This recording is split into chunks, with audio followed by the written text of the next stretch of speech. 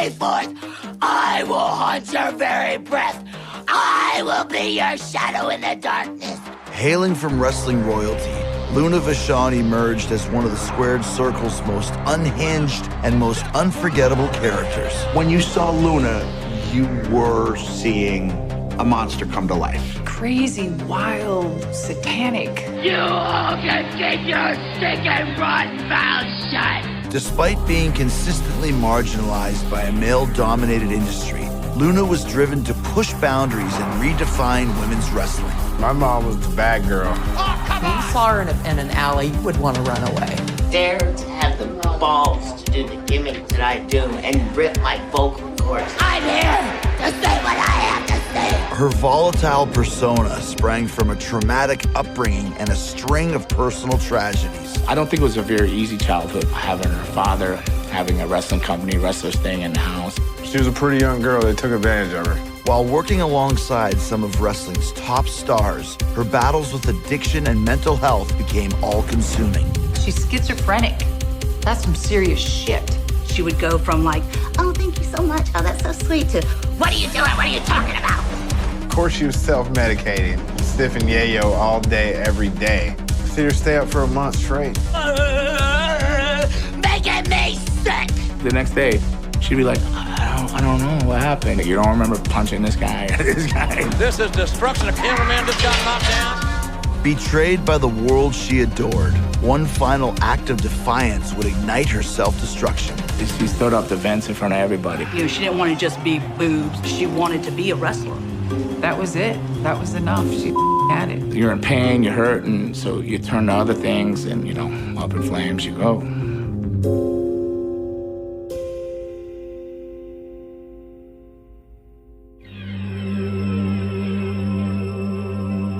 There are two ways to slide easily through life. One way to believe everything, the other to doubt it. Luna Vachon and the Blackhearts. I used to always think wrestling was real. Like, when you're a kid, you think it's real. Like, that's what she's always was to me. She was always Luna. Hi, my name is Van Hurt, and my mom's Luna Vachon. Ever since I can remember, I was so young. The mohawk, the bleached hair, the extensions. Very, very soon, I will wipe you from this earth. It was nuts. Like, she would show up to my elementary school with a snake. I just remember she came to give me a hug, and that snake almost got me. I'm so embarrassed. I hate to say it, I was. But then it was just normal for me. That was my mom. I definitely believe she loved wrestling more than she loved anything in life. Her passion truly was professional wrestling. Anything she's ever spoke to me about in her deeper, darkest hours was pro wrestling. I'm David Heath, better known as Gangrel. I've been a professional wrestler for 34 years. Gangrel there. Look at his teeth. The first time I met Luna Vachon was at a Florida Championship Wrestling show. She came in, she kicked the door open. She hollers in, "Fresh meat." She points at me. I look around, I'm the only one there. And then she just slams the door and walks off. And now you got a picture. This is a girl with a mohawk, blood all out of her nose. Her tongue's like, ah! You know, she's growling at me. So I was terrified. I didn't want anything to do with her after I met her that first time. But we became friends, so much so that we said, I would never date you. I would never go out with somebody like you. And she says, I would never go out with somebody like you either. And I go, good, I'm glad we agree on that. And I don't know, somewhere across the lines. There's many faces to my mom. Her real name was Gertrude, and she used to like tell me nightmare stories about how she had to stand in front of class and tell everybody her name was Gertrude. And then when they found out that her dad and her uncles were the Vachons, and they were like some of the most hated tag teams ever. Oh, the Vachon family are like wrestling royalty in Canada. I'm Mick Foley, often known as the hardcore legend. Luna's uncle was Maurice Mad Dog Vachon. Her aunt was Vivian Vachon. Get your hands off of me. Who do you think you are? Luna's father was Paul Butcher Vachon. All of the Vachons were, you know, odd in a beautiful type of way. Brutal chop to the neck. So Butcher Paul Vachon had his moments. My name is Paul the butcher Vachon. And I am the father of Luna Vachon. Luna's origins with the Vachon family are rooted in a chance encounter following a harrowing tragedy on December 18th, 1966. I was wrestling in Atlanta, Georgia, and I was staying at a motel, and I heard a gunshot. And at first I opened the door, looked around, and couldn't see anything. So I went back to sleep. The next morning, there was a knock at my door. And she said, the man that owned this motel shot himself. He was my husband. And I met her daughter, who was then 4 years old, who became my daughter because I married the widow. To Luna, I was the only father she ever knew. Adopted into the Vachon dynasty, Luna is instantly enamored by her new family's celebrity status. My aunt was one of the greatest female wrestlers of all time. She was known as the wrestling queen. I'll break her leg! I grew up going on the road and cleaning up the dressing room for her and helping her put the curlers in her hair, and that's all I wanted to do was be like my Aunt Vivian. She wanted nothing more than to join that kind of pantheon and carry on the tradition. They tried to talk her out of it. She did talk about how her family said, this is really a very hard industry for women, but there was no stopping her. My name is Janine Mioset. I used to be known as Mad Maxine or Lady Maxine. Well, I'm 6'2", and I've always been athletic, and I love costumes. I'm an extrovert. I thought, why not use what God gave me to, really make a splash? I went out and got a mohawk. I think Moolah saw money in my mohawk. The latest protege of the fabulous Moolah. To train at Moolah's was like the equivalent of going to Harvard. I mean, she was the place that women went to become professional women wrestlers. It is the fabulous Moolah! Also training with the fabulous Moolah, Mad Maxine meets a teenage Luna, whose sweet demeanor is worlds away from her alter ego. She looked like a baby face. She had this very cherubic, very sweet face. And when you would say, you should be a baby face, she would get so mad because all she ever wanted was to be like badass heel. I had a strong sense of trepidation because what I saw going on at this camp, the young, underage trainees, the little lambs, as I think of them, the naive young women who thought they could trust Moolah, thought she was like a mother figure, but then she would take advantage. I've never really seen her afraid of anybody, but I know when Moolah would walk into a room, she would just shake and be super nervous and scared, like they've been beaten or something like that. So I know Moolah held a lot of power over her. Moolah would say something like, you're sleeping with me tonight, hon, or something like that. So, I just heard a lot of stories like that. She said that Moolah had sent her out to this guy in the West, and the guy said he'd pay her $500 to take photographs. She didn't know that you can't just trust people. And so she went out there. The guy attacked her, tried to rape her. She fought him off. Obviously, you can't trust a person who's going to do that to a 16-year-old girl. It's just, it was appalling. But she said, Moolah's the only show in town. You've got to train with her if you want to make it in the business.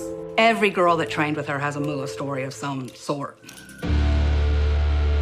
My name is Kim Sachs. You might also know me as Penelope Paradise. Or, better yet, the great and powerful, beautiful, but very deadly Penelope Paradise. She had such high hopes, and she wanted so much. I mean, she wanted to be Hulk Hogan. She wanted to be, like, the best heel there was. Luna leaves Moolah's camp behind to join Championship Wrestling from Florida, where Kevin Sullivan and his army of darkness are terrifying fans across the state. Kevin Sullivan had a great mind. You had to be able to draw from the same cities every single week, and you did that by getting them emotionally invested. Characters had to be on almost 24/7. I have done some horrible things in the past. They were not afraid to get fans upset. Really upset. Evil and darkness has always prevailed. I saw a face of fear. Kevin had Florida scared to death of him. Just, Tampa was scared to death of him. Pandemonium everywhere, baby. And people thought that he was passing curses on to them, all this devil stuff, and nobody had really seen anything like that. But people were legitimately scared of him. On behalf of Sports Review magazine. In October of 1985, Luna makes her debut as an unassuming journalist, and her character quickly falls victim to the dark powers of Kevin Sullivan. Oh my God, oh no, he just... My mom coming out as a reporter, and then Kevin Sullivan came out and whacked her face, and all of a sudden she turned into the Luna.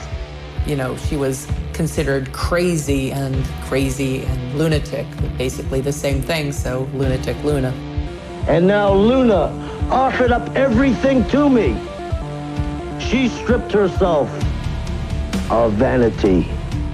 She shaved her head and she put all these kind of veins on her face, and she interacted with the camera and with the fans and in a way that was just monstrous.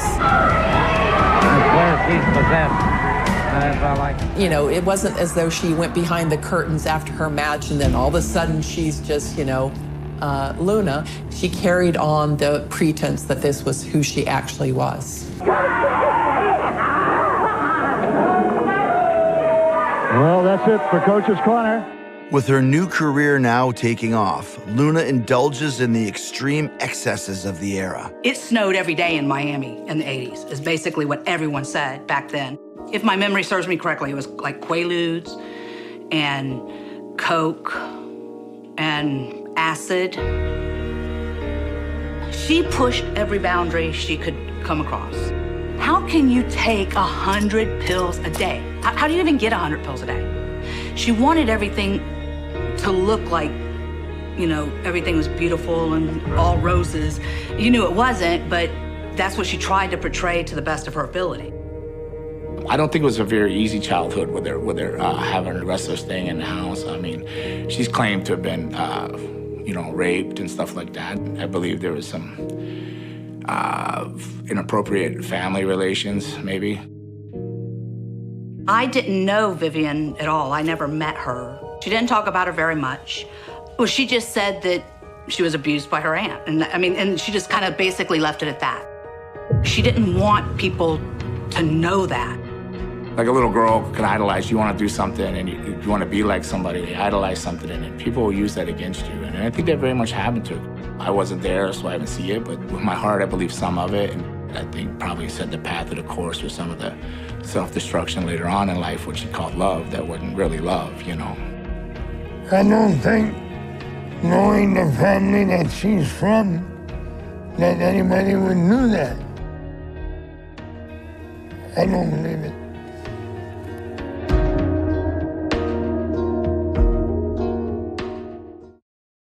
Luna Vachon's deranged antics captivated audiences, but unknown to fans, her over-the-top persona was born from a lifelong struggle with mental health outside the ring. She was studied from the Emory University since she was 2 years old for depression and being bipolar and schizophrenia and stuff like that. So it was a roller coaster of hoop-de-hoops and loop-de-loops.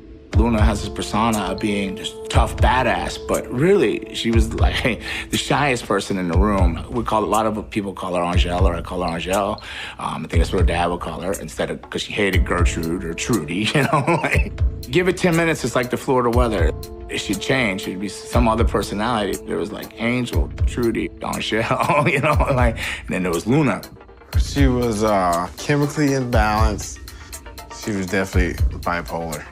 In her day-to-day life, you would call her Angel. And she spoke with this childlike voice, and then you could be hanging out with her and she get a phone call and they piss her off, and then all of a sudden she's Luna and she's crazy for the rest of the day. One time We were in Tampa, and Luna and I had to share a room, and she got into a tangent. You know, she just snapped for whatever reason. One thing led to another, and it's me and her from bed to bed. Lamps are flying. You would think we were killing each other. You know, and then now we gotta go wrestle. Even no matter how mad you get, somebody can hold you and say, okay, you got to stop. And you couldn't do that with her. She would always make a joke like, oh, I better take my little blue pill. But she knew if she was really wobbly, let's say. It would be probably difficult to be married to her.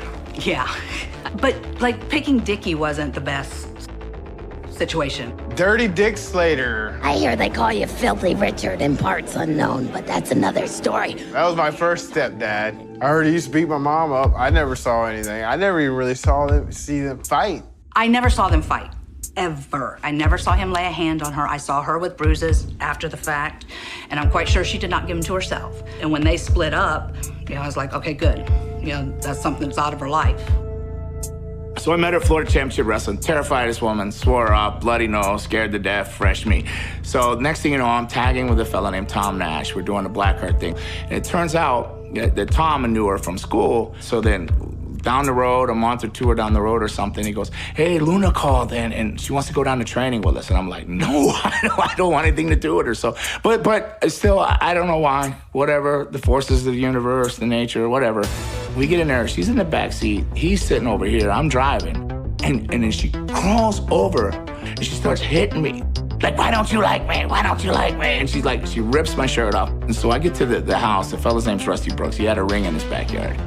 And I don't know if she jumped off the top rope or where she came from, but she latched down and bit me in the middle of my back. She was on like a pit bull. I couldn't get her up. I mean, I'm like trying to reach. She's locked in there. So I end up diving through the ropes, which breaks her off me. And I got her against this tree.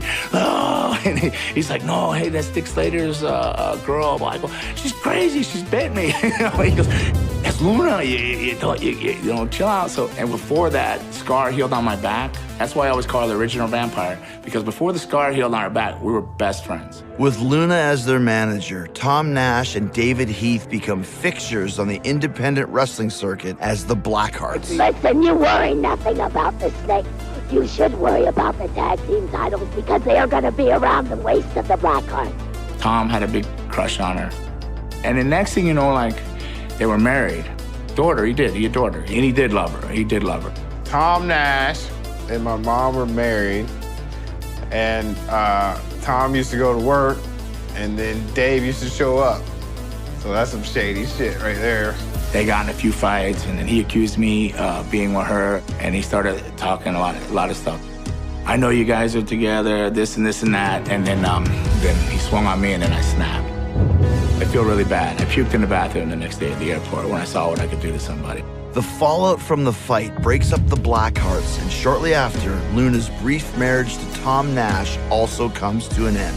I look at her as this wildflower on the side road. You ever see a beautiful wildflower just blowing in the wind? If you pick it and you cage it, it's gonna die, you know? So you just should admire it from afar for the beauty it is. She was a beautiful person, and she had a lot of love in her. She just wanted to be loved and was so misunderstood, you know, so. So where was the wedding? It was great, it was tremendous. It was a Halloween, so I wrestled a steel cage match that night. Came home right at midnight, and then we got married. Yeah, instead of wedding rings, we got vampire bites, yeah. Then I got her here, there. Put it on my drinking hand, so I remember not to drink too much so she wouldn't kill me. The newlyweds performed together across the globe with an eye to eventually breaking into the World Wrestling Federation. She was sending stuff in for me to get booked. She was sending my stuff from Puerto Rico. It had me and her in it, and then she got hired. And I'm not gonna lie, I was like jealous and stuff like that. I was like, oh, but I was super happy for her at the same time.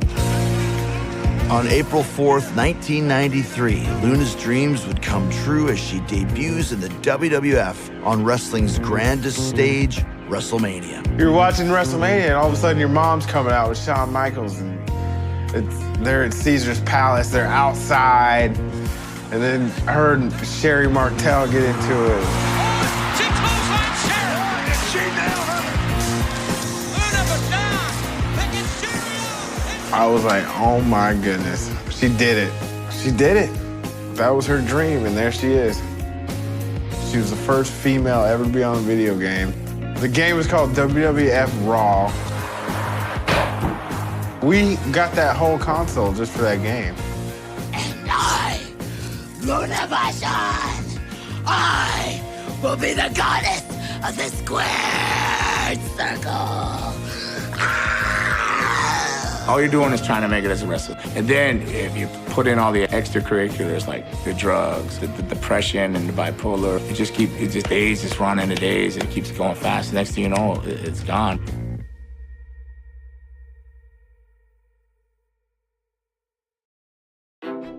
After 15 years of self-sacrifice and struggling in the independent territories, Luna Vachon finally reaches the pinnacle of the wrestling world. Luna Vachon! I'd see her a little bit, sometimes once a year, once or twice a year. She was grinding. She was on the road. I was with my grandma. A lot of girls didn't have children. A lot of the girls did not have children or they had them very late after their careers were over. Because you can't. She lived in this little pink 1950s trailer that had like this porch addition to it. And I knocked on her door, and she had obviously been crying. Her eyes were all swollen. And I asked her what was wrong, and she said it was one of her son's birthday. And I didn't even know she had kids until that point. She did not talk about her kids mostly. My mom hit the road. She had a dream, and she went and did it. Makes me hot. A few months later, Luna is paired with WWF star Bam Bam Bigelow. While she is regularly appearing on national television, Luna rarely gets to showcase her in-ring skills. At that time, there just wasn't a lot of emphasis on women's wrestling in WWE or in the United States as a whole. So the women who were really talented in the ring were often utilized as managers. Luna was a real wrestler. She was a hardcore real wrestler, and she should never have been relegated to ballet status. I mean, we had 5 to 6 girls on a roster. That was our roster back in the day in the Federation. Really? Hi, my name is Deborah. Otherwise, my wrestling fans know me as Medusa. To the outside! To the top! There really wasn't a women's division. There wasn't anything they did really well with the women. It was a men's committee, just a men at a round table, circle jerking, not knowing what to do with women.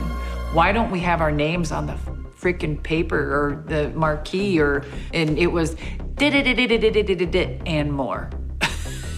We were and more half the time. It really pissed us off, Luna and I did not like that at all. The saying has always been, the girls have to work 100% harder to just get 10% of the recognition. 90% of the guys were perfect gentlemen. They were fine. There's always that 10%. There's always 1 or 2 in the dressing room that's got to be a smart ass. And, Luna would go around going, my bigger than your and those were things that she did. I remember being in Canada and we were wrestling. And I said, Luna, at this point, I don't give a shit. Let me drop the belt to you. She was like, I can't do that, man, I can't. I said, yeah, I'm gonna drop the belt. What are they gonna do? Fire me? Okay, whatever. I am just so sick of them not doing anything further with us women, and especially you. And they don't have the audacity just one time in Canada, of all places, won't even drop you the belt? Really? I said, let's go. When we go home, we go bada bing, bada boom. Here's the comeback. Just quick, roll me at 1, 2, 3. She goes, are you serious? You'd do that for me? I said, yeah, let's do it. I will lay down and give you the belt. And she just lost it. She was crying and she's like, I can't do it. I won't do it. I won't let them fire you over something like this. I remember I was just getting there for the 3 count, and she'd pull me up and wouldn't do it. And I'm like, just do it. She wouldn't do it. I tried. She never, ever had the belt. She never had the title there. Frustrated over the lack of opportunity for female wrestlers, Luna forges a bond with Sherry Martel, another skilled wrestler downgraded to manager status. I stand just like any other good woman, Mean Gene. I'm gonna stand right by my man. Sherry, let's go. Yes, Sean. On her way, sensational Sherry. She loved Sherry. She loved Sherry to death. They were friends. They traveled together. They was thick as thieves. They would come home, like, Luna would be asleep for like 3 days. And I could poke a stick at her, like, what's going on here? I knew nothing about pills or plastids or anything like that. So when I found out, like, she was taking these pills and it was Sherry and all that, I confronted her. It didn't go well. I think it was her darkest times. My personal opinion, where she was out of control, like, beyond, like, could have, died. It was, like, just that bad. Luna could have been right there at the top, and there's no reason she couldn't have. It's just between the mental deficiencies of whatever it was that she had and the drugs. They put me in rehab because I was drinking. And then when I got to rehab, they fired me. Their excuse was, as they said, it's for her own good. They said they were always worried about her mental health. They said it's for her own good. Is there like positive stuff that you learned from growing up like this? Yeah, don't do drugs. For real. She probably chose her extracurricular activity into the drugs because of wanting just to forget. And it's like a facade. Sometimes when you get so soaked up and just caught up into it all, and you get lost. And she always would try to kill herself. She did it a couple times. Like, you ever see her wrists, they're big scars. It's weird. Like, you look at your mom like, why'd you do that? You know what I mean? Why would you do that?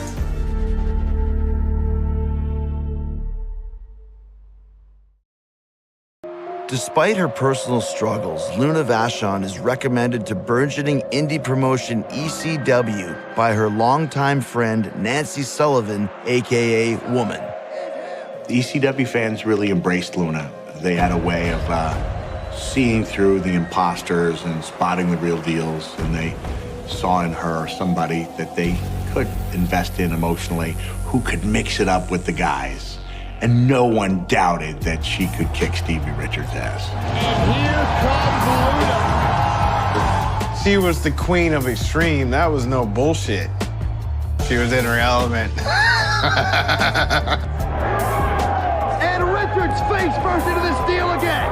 And Luna's loving it. She had a lot of fun, and then being a woman versus a man in a cage and being the first. I think she liked being the first at a lot of things and pushing the barriers and stuff like that.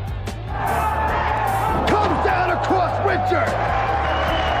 1, 2, Luna makes history, winning the first ever intergender cage match. I love teaming up with Luna. There's a photo of us, like, holding onto a steel cage and snarling. She could go anywhere in the world and she could entertain, and she could hold her own with anyone. And I'm including the men when I say anyone.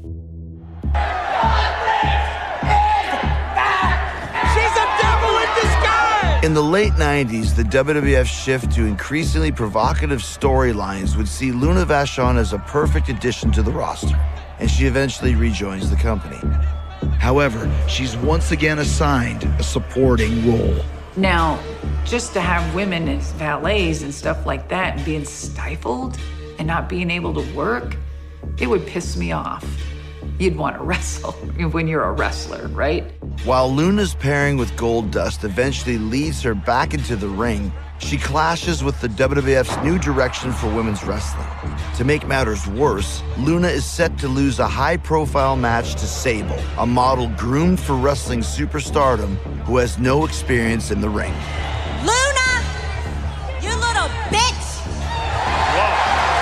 She said, I don't have to learn to take bumps because Vince has told me I'm gonna be the women's champion. Shut up, I'm reading. The way my psyche felt at that point, knowing the dues I had paid, how my family had stopped talking to me because I wanted to be a lady in this business. My children were growing up without me. I was growing up without them, all for wrestling. It tore me apart. Sable wasn't a wrestler, and Sable was a beautiful woman. I mean, she probably still is, I don't know, but you know, she didn't want to walk around with a scratch or a scar or a bruise or anything like that. That wasn't what her gimmick was. At WrestleMania 14, Luna succeeds in making Sable appear as a future women's champion. And now let's get it on. Now we're talking WrestleMania. This is the Super Bowl of wrestling. I was told by Vince McMahon, if I bruised or scratched her, I would be fine. She pulling hair. No fair, There's an enormous amount of pressure that goes into having a match with somebody who is relatively inexperienced.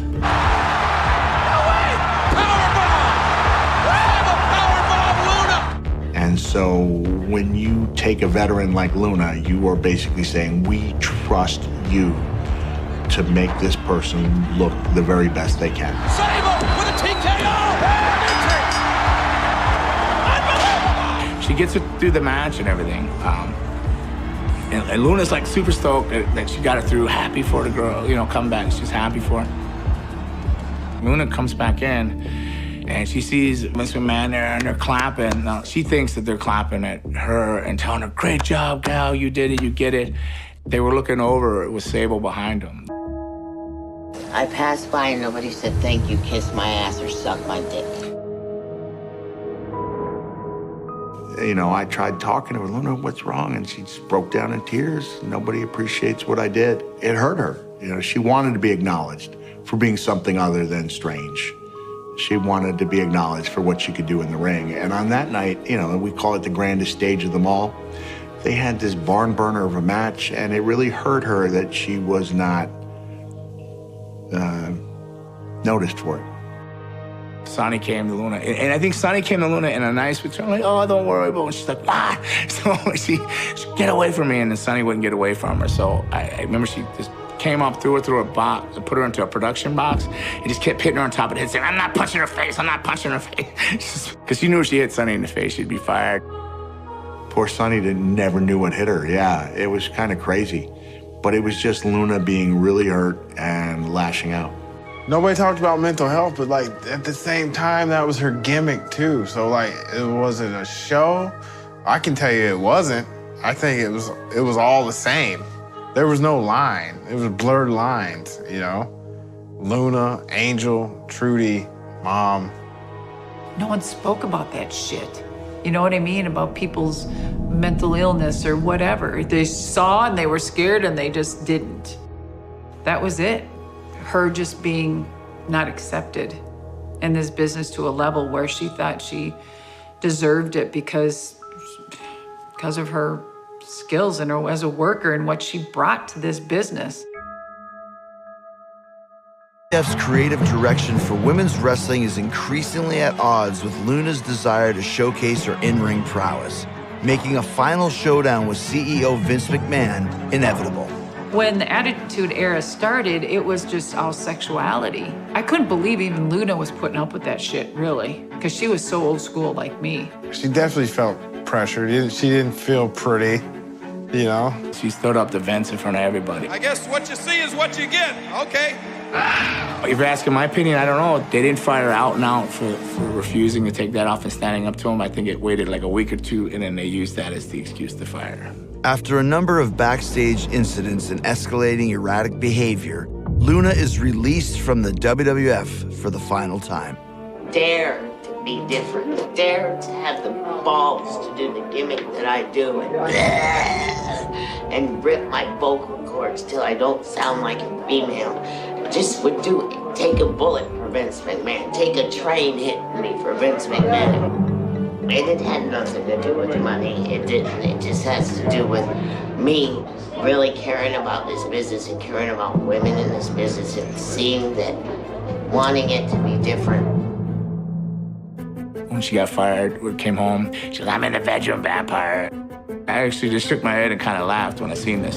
So in Cocaine, she had written out, you, Vince. And then she goes, watch. And she just started like, I'm like, oh, and then it was just downhill after that.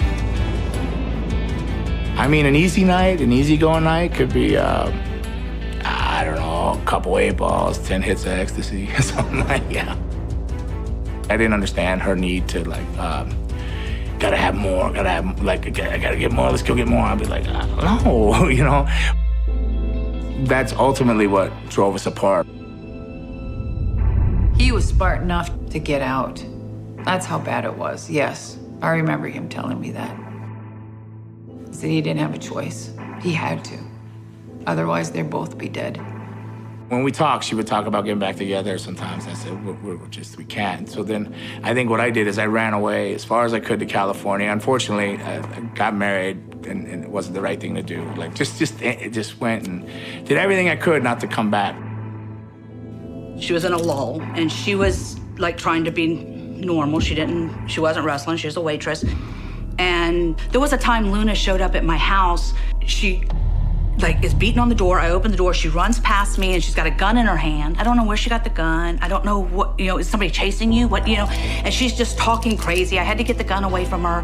And I still never knew what happened, but she was frantic and she was crazy, you know, so I could never have anything like that around my kids. I was like, Luna, you know, I got these kids, and I'm not gonna beat around the bush. I said, I can't, you're not stable enough. That I was like, it's just not gonna work. She wasn't in control of her entire life. And so there's this real feeling of gratification that comes from being able to hold a crowd in the palm of your hand. Man, Luna's sick. She's going up top. Like, maybe you don't have it all together the other 23 hours and 45 minutes of the day, but for that 15 minutes you're in the ring, you are completely in control. And that's a powerful feeling. The biggest challenge that all of us who love it face is trying to find something that makes us feel the way we felt when we were in the ring. And I don't know if Luna ever found that thing. How did your relationship with your mom change after she left wrestling? We didn't talk that much, 'cause I was in culinary school. I was in Texas, she was in Florida. I remember her driving a tow truck. She was hanging out with these bikers, these outlaw bikers, I don't know why. She never even met my daughter, because I don't think she thought she was good enough. That's that mental illness, you know?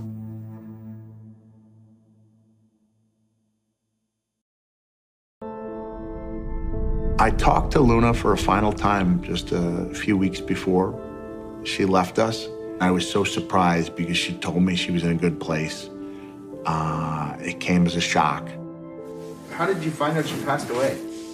I was flying to do a chef dinner in Ohio from Connecticut, and my grandma called and said that my mom she had just found my mom dead.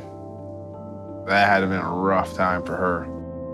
You never want to see your kids, you know, die before you do. I heard she choked, but then I also heard it was a overdose, the wrong mix of things. It could have been either one, honestly. I don't really care. She's not here anymore. That sucks, you know. I don't really care how she died. On August 27th, 2010, Luna Vachon's battles with addiction and mental illness finally come to an end. You know, the thing is to really love people and understand them while they are alive. Nobody survives this world. We've lost so many people in this business, you know, for not just from drugs and pills and steroids, but I mean, from mental health, from just, I truly believe that there could have been a lot of help for a lot of talent in our business. We need to do better as an industry. I remember just my heart aching. You know, I was really hurting. I really adored her. I thought that her family and her fans would appreciate a eulogy of sorts. And so I'd like to read this a little bit if I could. I said, in a world full of butterflies, it took balls to be a caterpillar. I loved that quote from Luna, and in a way I can't help but hope that this life was but a chrysalis of sorts for her, that for a woman who never seemed completely comfortable in her own skin, this life was just a prelude to becoming the beautiful butterfly God always meant for her to be. But that would be too easy and so anti-Luna. There are enough beautiful butterflies out there already. Maybe we should be able to appreciate the beauty of the caterpillar without needing or wanting it to change for our viewing pleasure. Maybe Luna was perfect just as she was. Maybe she was exactly who she was supposed to be. She never thought she was pretty enough to be a wrestler. She never saw herself as beautiful. If you look at her eyes, they're green. She had the most beautiful eyes. If you looked into them, you know, but people just seen this Luna. They see this character and this persona, but they never seen Trudy or Angel, or, you know, looked in there and seen the innocence that's really in there, the innocence lost. People say, how did you stay together so long? And then I go, if you really want me to be honest, I was just worried nobody else could even take care of her. I love her so much, but like, should we have been together that long? No. Were we self-destructive and explosive and everything? Yes. But I feel a lot of guilt for her passing, you know, and like, I feel like I wasn't there to take care of her. Like, you know, maybe it was selfish on my end. It probably was selfish, but I don't think we both were gonna make it. We would have both ended up in a dark fate. And I'm sorry, you know, tell her sorry for that too, because I miss her. You know, I'm sorry for being selfish like that. You know, to not have a funeral, I think that was one of the hardest things for me to accept. When Luna passed, if it was Luna's choice, she would have had like a team of Harley Davidsons pulling down the streets of Tampa with her casket and, you know, firecrackers and fireworks and sparklers shooting out of it, and everybody would know. You know, they were all gonna come see her final hurrah. No, she wouldn't have wanted that. That's not her style. She was private. She wanted to be left alone. She was good. Any regrets? I wish that I would have changed things for women more. I regret that I gave up my family and didn't get what I wanted the most, and that was the WWF Women's title, which I guess basically isn't all that I thought it was. Luna would have loved today's women's wrestling environment. She would have loved the physicality. She would have loved that she would get to work with some of the best wrestlers in the world on a nightly basis. Yeah, I think she'd be really happy to know how far women's wrestling has come. She was such a colorful character. She added so much to everything she was part of. And she was great in the ring. There's nobody like her. She's original, that's for sure. If Luna were here today and she was talking to you, like if she was behind my shoulder with her hands on my shoulder, she would look into the camera and go, "What the f***'s wrong with you? Why did you wait till I was dead before you did anything about me? I should have had this done when I was alive. You could have come over and you could have talked to me. You wouldn't have this little bitch imitating me." That's what she would have said.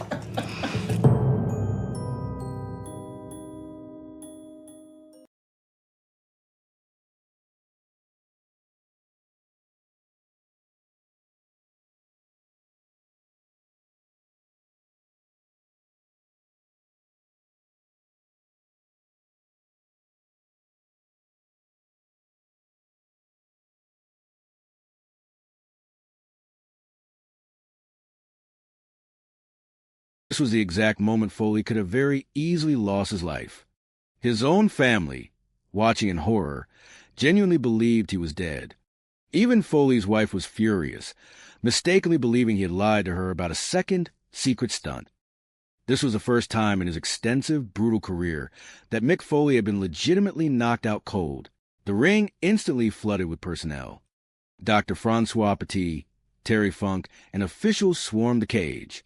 The Undertaker, staring down from the broken roof, looked into the ring and realized his opponent was unresponsive, according to counts. A terrified Undertaker instructed Terry Funk to check if Foley was even breathing.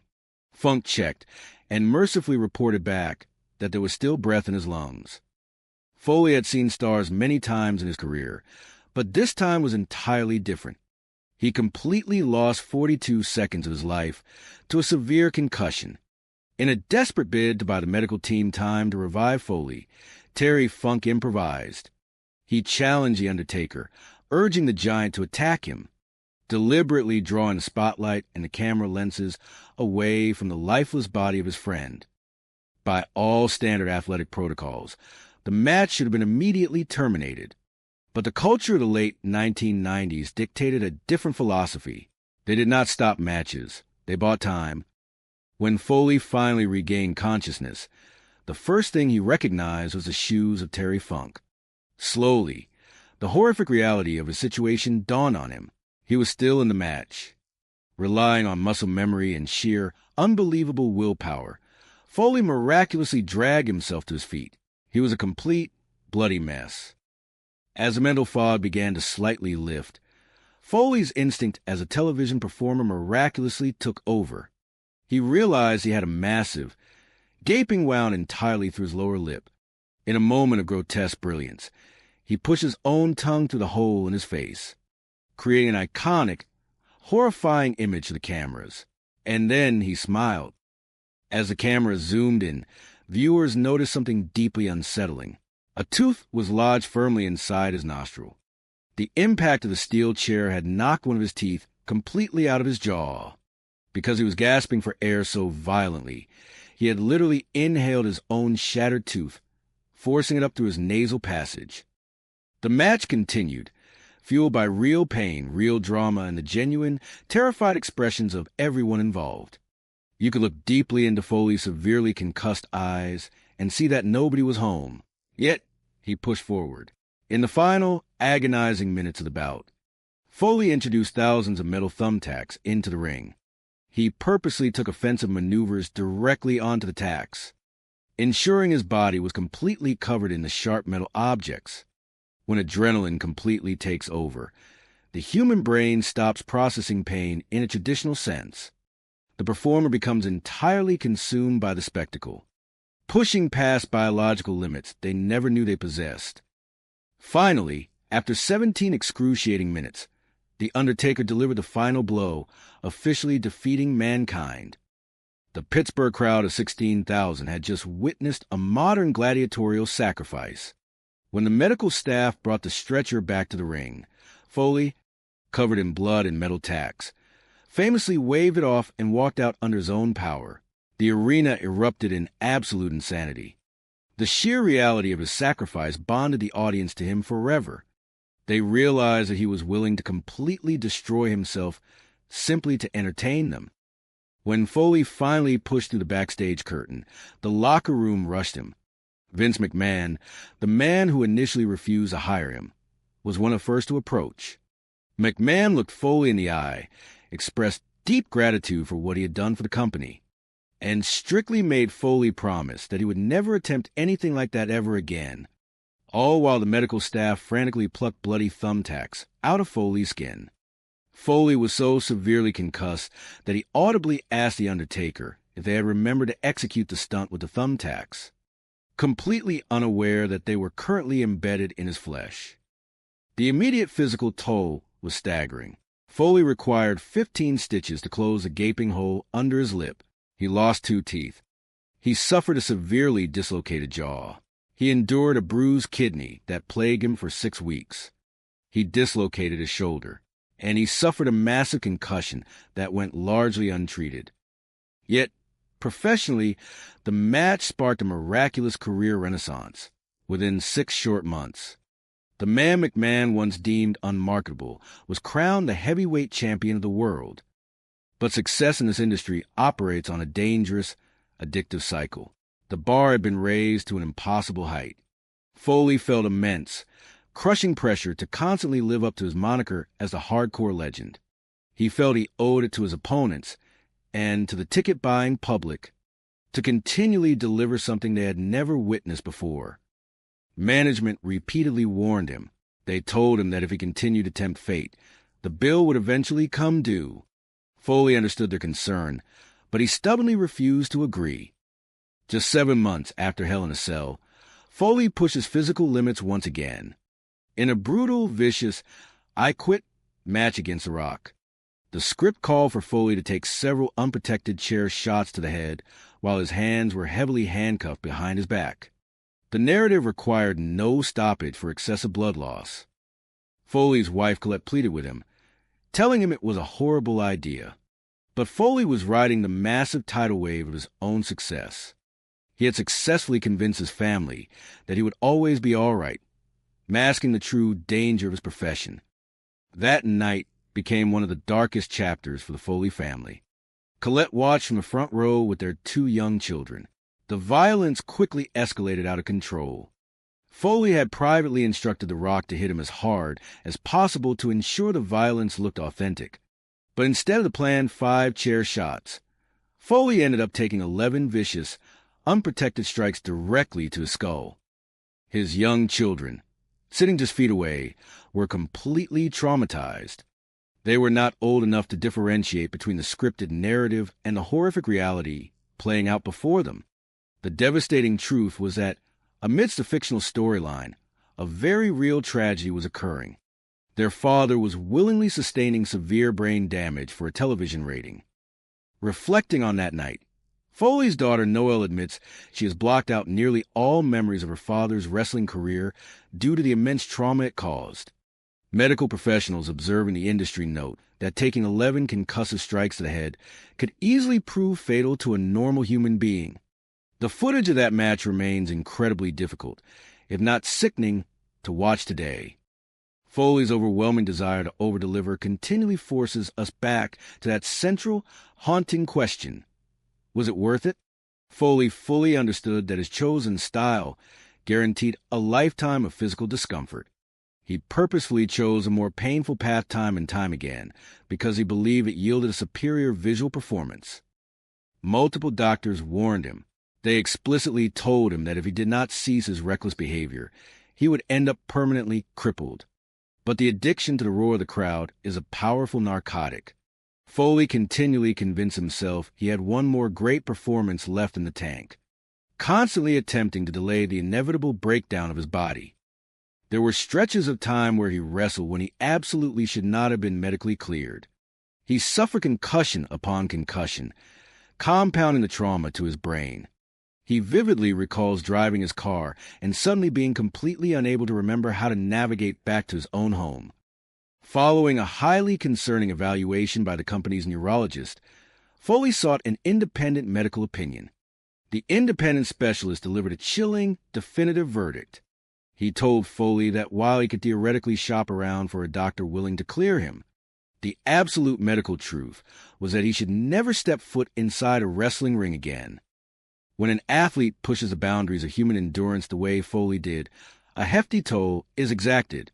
Today, the wrestling community understands the devastating long-term effects of concussions and chronic traumatic encephalopathy far better than they did in the late 1990s. Back then, the danger was poorly understood. Now, we know that the constant physical impacts in the ring replicate the trauma of being involved in a 25-mile-per-hour car crash on a nightly basis. The physical pain Foley lives with daily is a direct, agonizing tax for his global fame. His family lives with a constant, terrifying specter of CTE, a degenerative brain, disease caused by repetitive trauma. They do not know what his cognitive state will be in 10 or 20 years. It is a reality that causes daily, profound worry. Foley himself admits that he cannot easily see a way out of the neurological fallout. Yet, he refuses to surrender. He fights the mental decline by engaging in spoken word tours across the globe, utilizing the storytelling as mental gymnastics to keep his brain sharp and engaged. Standing on those small stages, hearing the audience still chant for his legendary matches, provides a vital stimulation that keeps him moving forward. He faces a profound philosophical choice. He can either live in paralyzing fear of the unknown medical future, or he can deeply appreciate the incredible life he built. He consciously chooses to enjoy the time he has. He lived his ultimate dream, completely on his own terms. His loved ones encourage him to continue traveling and connecting with fans, while strictly warning him not to push his luck any further. Professional wrestling is a bizarre, beautiful, and sometimes tragic art form. Performers dress up in wild, colorful costumes and engage in a highly dangerous fantasy form of combat that frequently leaves them broken, battered, and permanently altered. And they do it all to earn the fleeting acceptance and adoration of total strangers. For Mick Foley, it was entirely about that reaction. It was about seeing the absolute all lighting up the eyes of the audience. He possessed a desperate, authentic desire to be universally loved, and he willingly sacrificed his own physical body just to hear the deafening roar of approval. It is incredibly easy to label that psychological drive as a fatal flaw, but one cannot deny that it is the exact same trait responsible for his monumental, world-changing success. Mick Foley is a deeply respected man. He is a multiple-time world champion. He is a fiercely dedicated philanthropist who has donated endless time and energy to charitable causes. But he knows better than anyone that his obituary will always be headlined by Hell in a Cell. For years, Foley admittedly harbored a deep, dark resentment toward that specific match. He felt trapped in its massive shadow, frustrated that the entirety of his lengthy career was boiled down to a singular, violent spectacle. He fell into a dark emotional place, feeling as though, despite all his physical sacrifices, he had somehow accomplished nothing of true substance. The turning point came during a quiet conversation with The Undertaker, reminiscing about their shared history. The Undertaker looked at Foley and simply stated that what they accomplished on that June night in 1998 would completely outlive them both. That profound realization allowed Foley to finally embrace his legacy. Creating a moment that achieves absolute immortality is the exact reason he entered the brutal business in the first place. Today, history rightfully remembers him as a performer who literally gave his physical heart, his shattered bones, and his very soul to the wrestling industry. Fans deeply appreciate the unbelievable lengths he went simply to entertain them. In a modern world where very few things can inspire genuine, unadulterated awe, Mick Foley consistently achieved the impossible. The true gravity of his survival was perfectly captured in a quiet moment years after his retirement. While touring the company's vast storage warehouse with his daughter, Foley unexpectedly came face-to-face with the original Hell in a Cell structure. He had not anticipated seeing the very cage that nearly ended his life. As he reached out and touched the rusted, unforgiving steel mesh, the legendary tough guy broke down. He began to weep. For a man who had endured fire, barbed wire, and concrete without shedding a single tear, the emotional release was incredibly powerful. It signified the profound, life-altering weight of what he had survived, and the terrifying reality of how incredibly close he came to losing absolutely everything. He is profoundly lucky to still be walking this earth. In hindsight, there is arguably no financial or professional reward substantial enough to justify the immense risk taken that night. The industry knows infinitely more about head trauma now than it did during that chaotic era. Yet, even armed with that terrifying medical knowledge, Foley cannot say with absolute certainty that he would have altered his path. He viewed professional wrestling not merely as a sport, but as a vast, blank canvas that allowed him to create a violent, surreal, and undeniably sublime form of performance art. Yes, there were brutal, unforgiving bumps on that road, but for a young man desperate for connection, it was a truly magical way to forge a living. Because on certain nights, when the crowd was fully invested, when the cameras were rolling, and the impossible was achieved, being mankind inside, that cell was one of the most powerful, transcendent feelings in the entire world. When you look back at the sprawling, chaotic history of professional wrestling, there are certain nights that forever alter the landscape of the industry. On the 20th of June, 1998, the World Wrestling Federation presented its King of the Ring pay-per-view event, the marquee feature bout that would cement its place as one of the most shocking, terrifying, and consequential matches ever broadcast, The Undertaker versus Mankind. locked inside a structure known as Hell in a Cell. As someone who has spent a lifetime analyzing psychology, the physical toll, and the backstage mechanics of this business, I can tell you that Hell in a Cell hits the observer like a mallet to the consciousness. Going into that night, those of us who understood the industry knew it was going to be intense. The structure itself was designed to be unforgiving, but nobody could have predicted the sheer magnitude of the absolute madness that was about to unfold. In the ring that night, you had two generational talents who possessed a reputation for pushing the envelope until it teetered dangerously over the edge. There is a common refrain among critics that professional wrestling is merely a performance, but you cannot fake gravity. Throughout the decades, seasoned analysts and hardened executives have been frightened by many things in this profession, but according to those who were sitting at ringside, nothing induced as much pure terror as the events of that evening. The unrelenting punishment that Mick Foley endured left fans and professionals alike in a state of stunned disbelief until you witnessed it with your own eyes. It was entirely incomprehensible that a human being could physically absorb that level of trauma and survive. This was no illusion. The pain was real. The drama was real.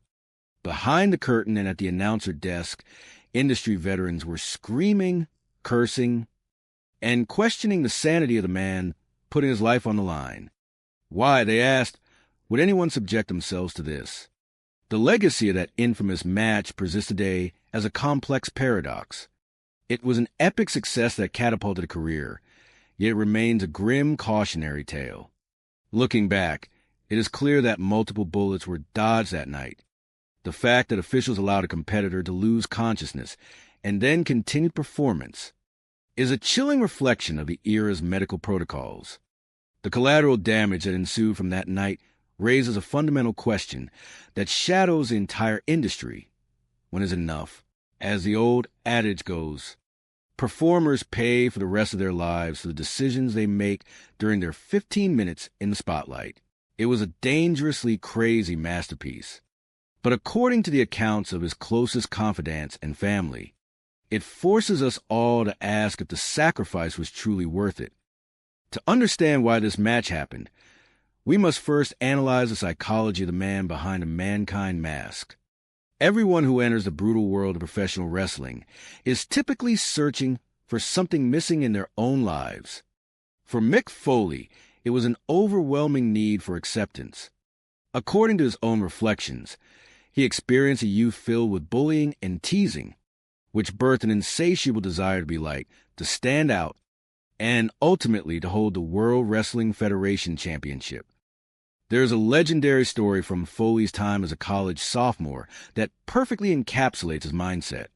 According to his own account, he once filled his mouth with red food coloring, climbed atop a bed, and launched himself onto a stuffed animal resting on a concrete floor. Upon impact, he spat the red concoction everywhere. A crowd of dorm mates watched in horror, and when one girl yelled that it was the most disgusting thing she had ever seen, Foley did not feel shame. He felt power. He reasoned that if he could not compel people to love him, he could at least captivate them by disgusting them. He needed reactions, and he was willing to sacrifice his body to get them. Mick Foley would go on to be known as the hardcore legend, the man who miraculously survived Hell in a Cell.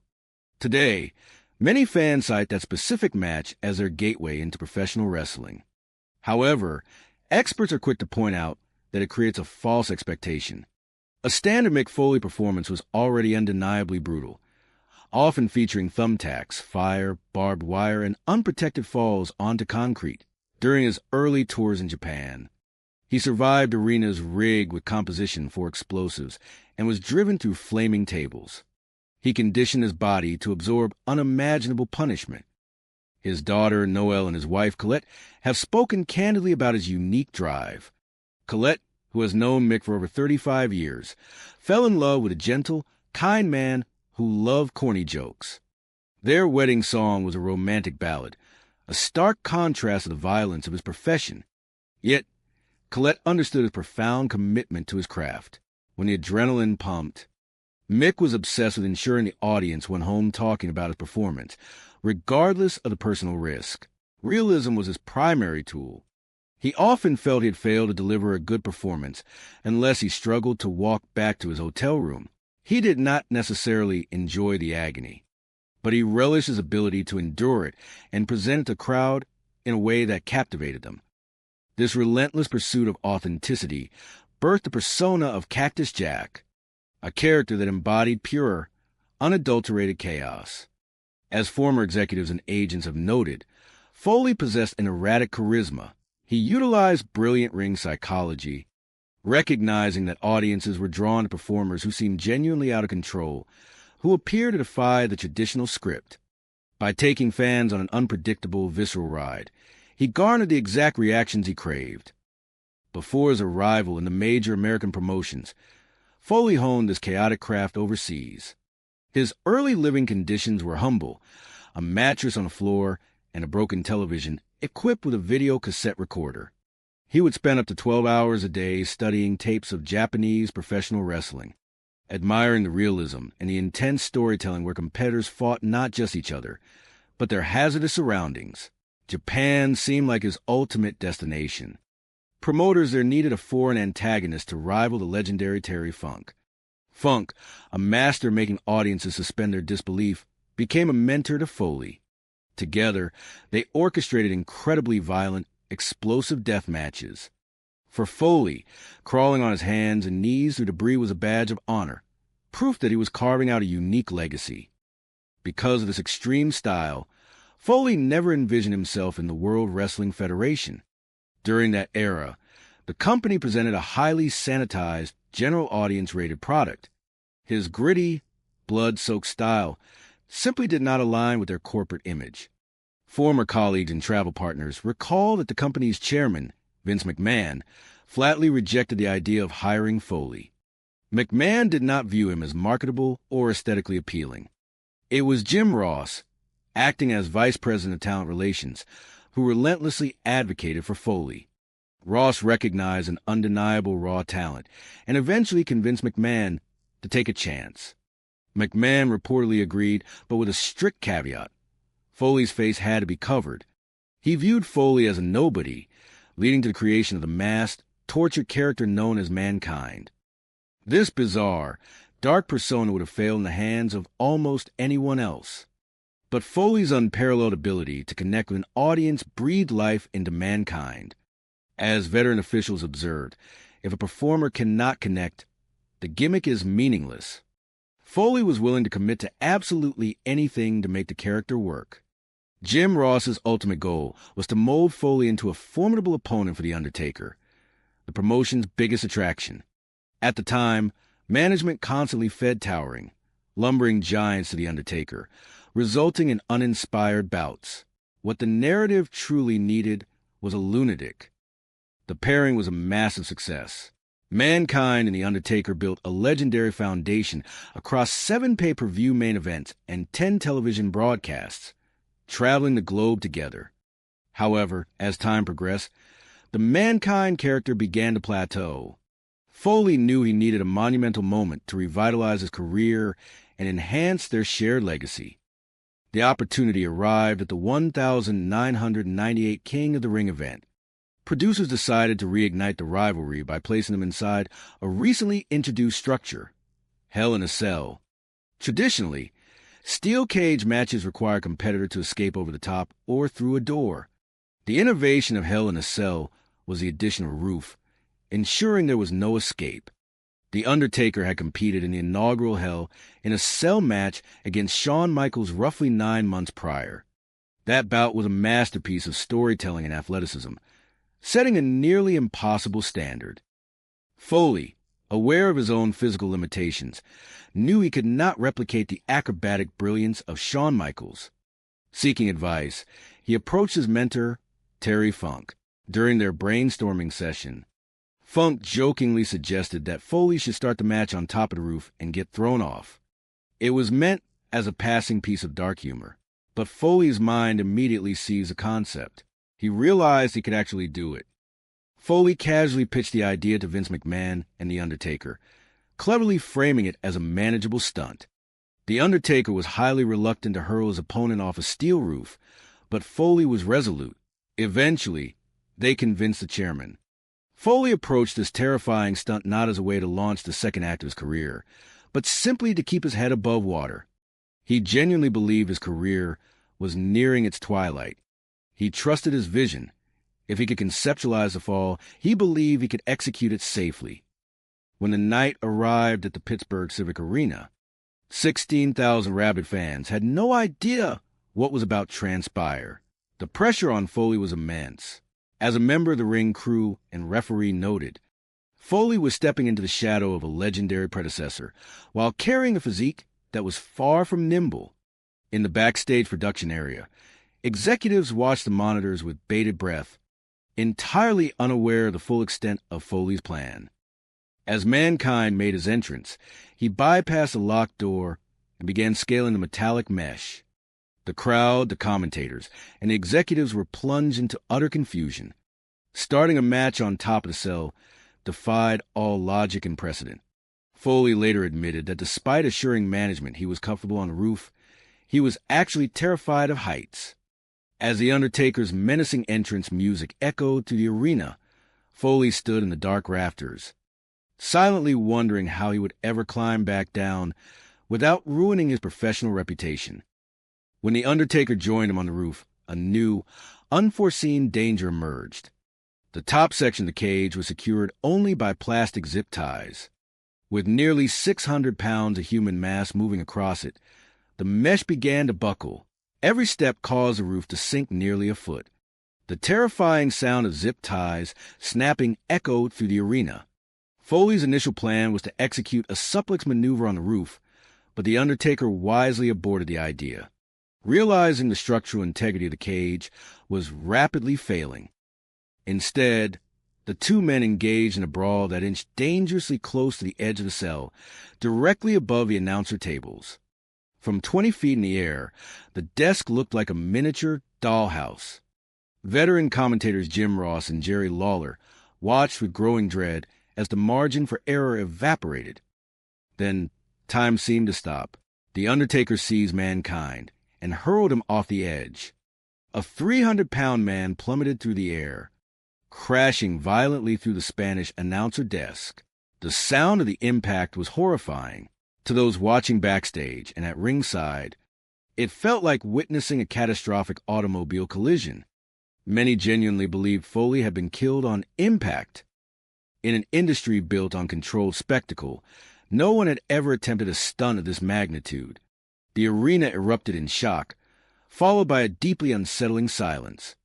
Families watching at home, including Foley's own children, were traumatized. Colette Foley tried to soothe them by insisting it was merely a performance, though internally she was terrified. The danger was palpable.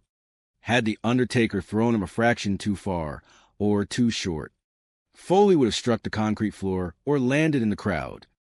Miraculously, Foley had rotated his body in midair, ensuring he landed flat on the desk to absorb the blow. Behind the scenes, production staff immediately shifted into crisis management mode. While emergency medical technicians rushed to ringside, Dr. Francois Petit, a highly skilled ringside physician with background in martial arts, sprinted down the aisle. Foley had suffered a dislocated shoulder and a severe impact to his back. A stretcher was brought out, and the match appeared to be completely over. The cell was partially raised so medical personnel could evacuate the fallen competitor. But Mick Foley's psychology was deeply rooted in audience engagement. As he lay on the stretcher, he realized the immense power of the moment, defying every medical instinct and the desperate pleas of his colleagues. Foley rolled off the gurney with a dislocated shoulder. With a terrifying smile, he began to climb the cell once more. The audience, transitioning from shock to awe, erupted. Backstage personnel could not fathom how his body was still functioning. It was in that very moment, climbing back up that steel structure, that Mick Foley transitioned from a popular performer into a legendary icon. The narrative called for a second major sequence, one that was supposed to be far more controlled. The plan was for The Undertaker to execute a chokeslam. safely denting the mesh roof to create a visual spectacle. But the damaged structure could no longer hold. When the Undertaker slammed Foley down, the zip ties completely gave way. The mesh panel tore open, and Foley plummeted through the roof, plummeting violently down to the ring below. The mat of a wrestling ring covers a surface that feels closer to solid cement than a cushion. Foley struck the canvas with catastrophic force. Adding to the horror, a heavy steel folding chair that had been on the roof fell directly alongside him, striking him brutally in the face upon impact. This was not planned. This was an unmitigated disaster. Backstage, panic set in. Executives screamed at the television monitors, attempting to contact the ringside officials to stop the broadcast. Foley lay completely motionless in the center of the ring. For the first time in his career, he had been legitimately knocked unconscious. The cage was flooded with personnel. Terry Funk and Dr. Petit rushed to his side. The Undertaker looked down from the broken roof, his face etched with genuine fear, and instructed Funk to check if Foley was still breathing. Foley remained unresponsive for an agonizing 42 seconds. To protect the narrative and give medical staff time to assess the situation, Terry Funk engaged The Undertaker in an improvised brawl. In that era of the industry, matches were rarely stopped for injuries. Performers were conditioned to buy time. When Foley finally regained consciousness, his first sight was Terry Funk's shoes. Instinctively, he realized he was still in the match and struggled to his feet. He was a battered, bloodied wreck. A gruesome wound was torn beneath his lip. Yet, the performer in him recognized the camera lens. He intentionally pushed his tongue to the open wound in his lip to create a striking visual for the television audience. It was then that cameras captured a sickening detail. A tooth was lodged inside his nostril. Medical staff later theorized that the impact of the chair had knocked the tooth down his throat, and his desperate gasp for air had forced it up into his nasal passage. The match continued, in a display of unfathomable endurance. Foley called for a bag of thousands of metal thumbtacks to be spilled across the ring. He intentionally absorbed maneuvers into the bed of tacks, ensuring his body was completely covered in them. Adrenaline had entirely masked the agonizing pain. After 17 harrowing minutes, The Undertaker finally mercifully ended the contest. 16,000 fans witnessed a spectacle of human endurance that defied logic. Foley's willingness to suffer cemented an unbreakable bond with the audience. Backstage, however, the reality of the trauma set in. Colette Foley waited in agonizing silence for a phone call that was delayed for hours, her worry morphing into fury over the trauma inflicted upon their children. When Foley finally walked to the curtain, the backstage area rushed to his side. Vince McMahon approached him, expressing deep gratitude for his sacrifice, but strictly demanding that Foley never attempt anything like it again. As a doctor meticulously pulled thumbtacks from his flesh, Foley, still severely concussed, asked The Undertaker if they had managed to perform the thumbtack sequence. He had absolutely no memory of it. The physical toll was catastrophic. A bruised kidney that sidelined him for 6 weeks, a dislocated jaw, a dislocated shoulder, 15 stitches in his face, lost teeth, and a severe concussion. Yet, the match sparked a massive career renaissance. Within 6 months, the man McMahon once deemed unmarketable was crowned the world champion. But the pursuit of that adrenaline rush came with a heavy cost. The bar had been raised, and Foley felt immense pressure to live up to his title as a hardcore legend. Executive warnings to dial back his style went unheeded. Just 7 months later, Foley pushed the boundaries again in a brutally infamous I Quit match against The Rock. Despite warnings from producers, Foley constructed a sequence that required him to take unprotected chair shots to the head while his hands were handcuffed behind his back. The plan called for 5 strikes. Due to miscommunication and the chaotic heat of the moment, Foley endured 11 horrific, unprotected blows to the skull. Watching from ringside, his young children were visibly traumatized, unable to distinguish the narrative fiction from a very real physical destruction of their father.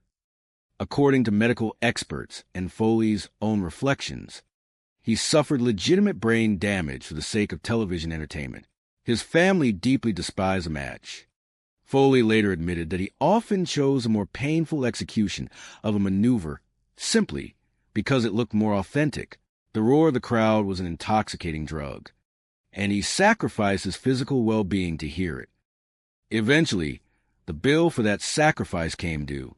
Foley began suffering from severe memory loss, occasionally forgetting how to drive to his own home. He suffered concussion after concussion. A prominent neurologist independently evaluated him and delivered a grim ultimatum. He should never wrestle again, warning him of severe, long-term crippling effects. Today, the shadow of chronic traumatic encephalopathy looms heavily over Mick Foley and his family.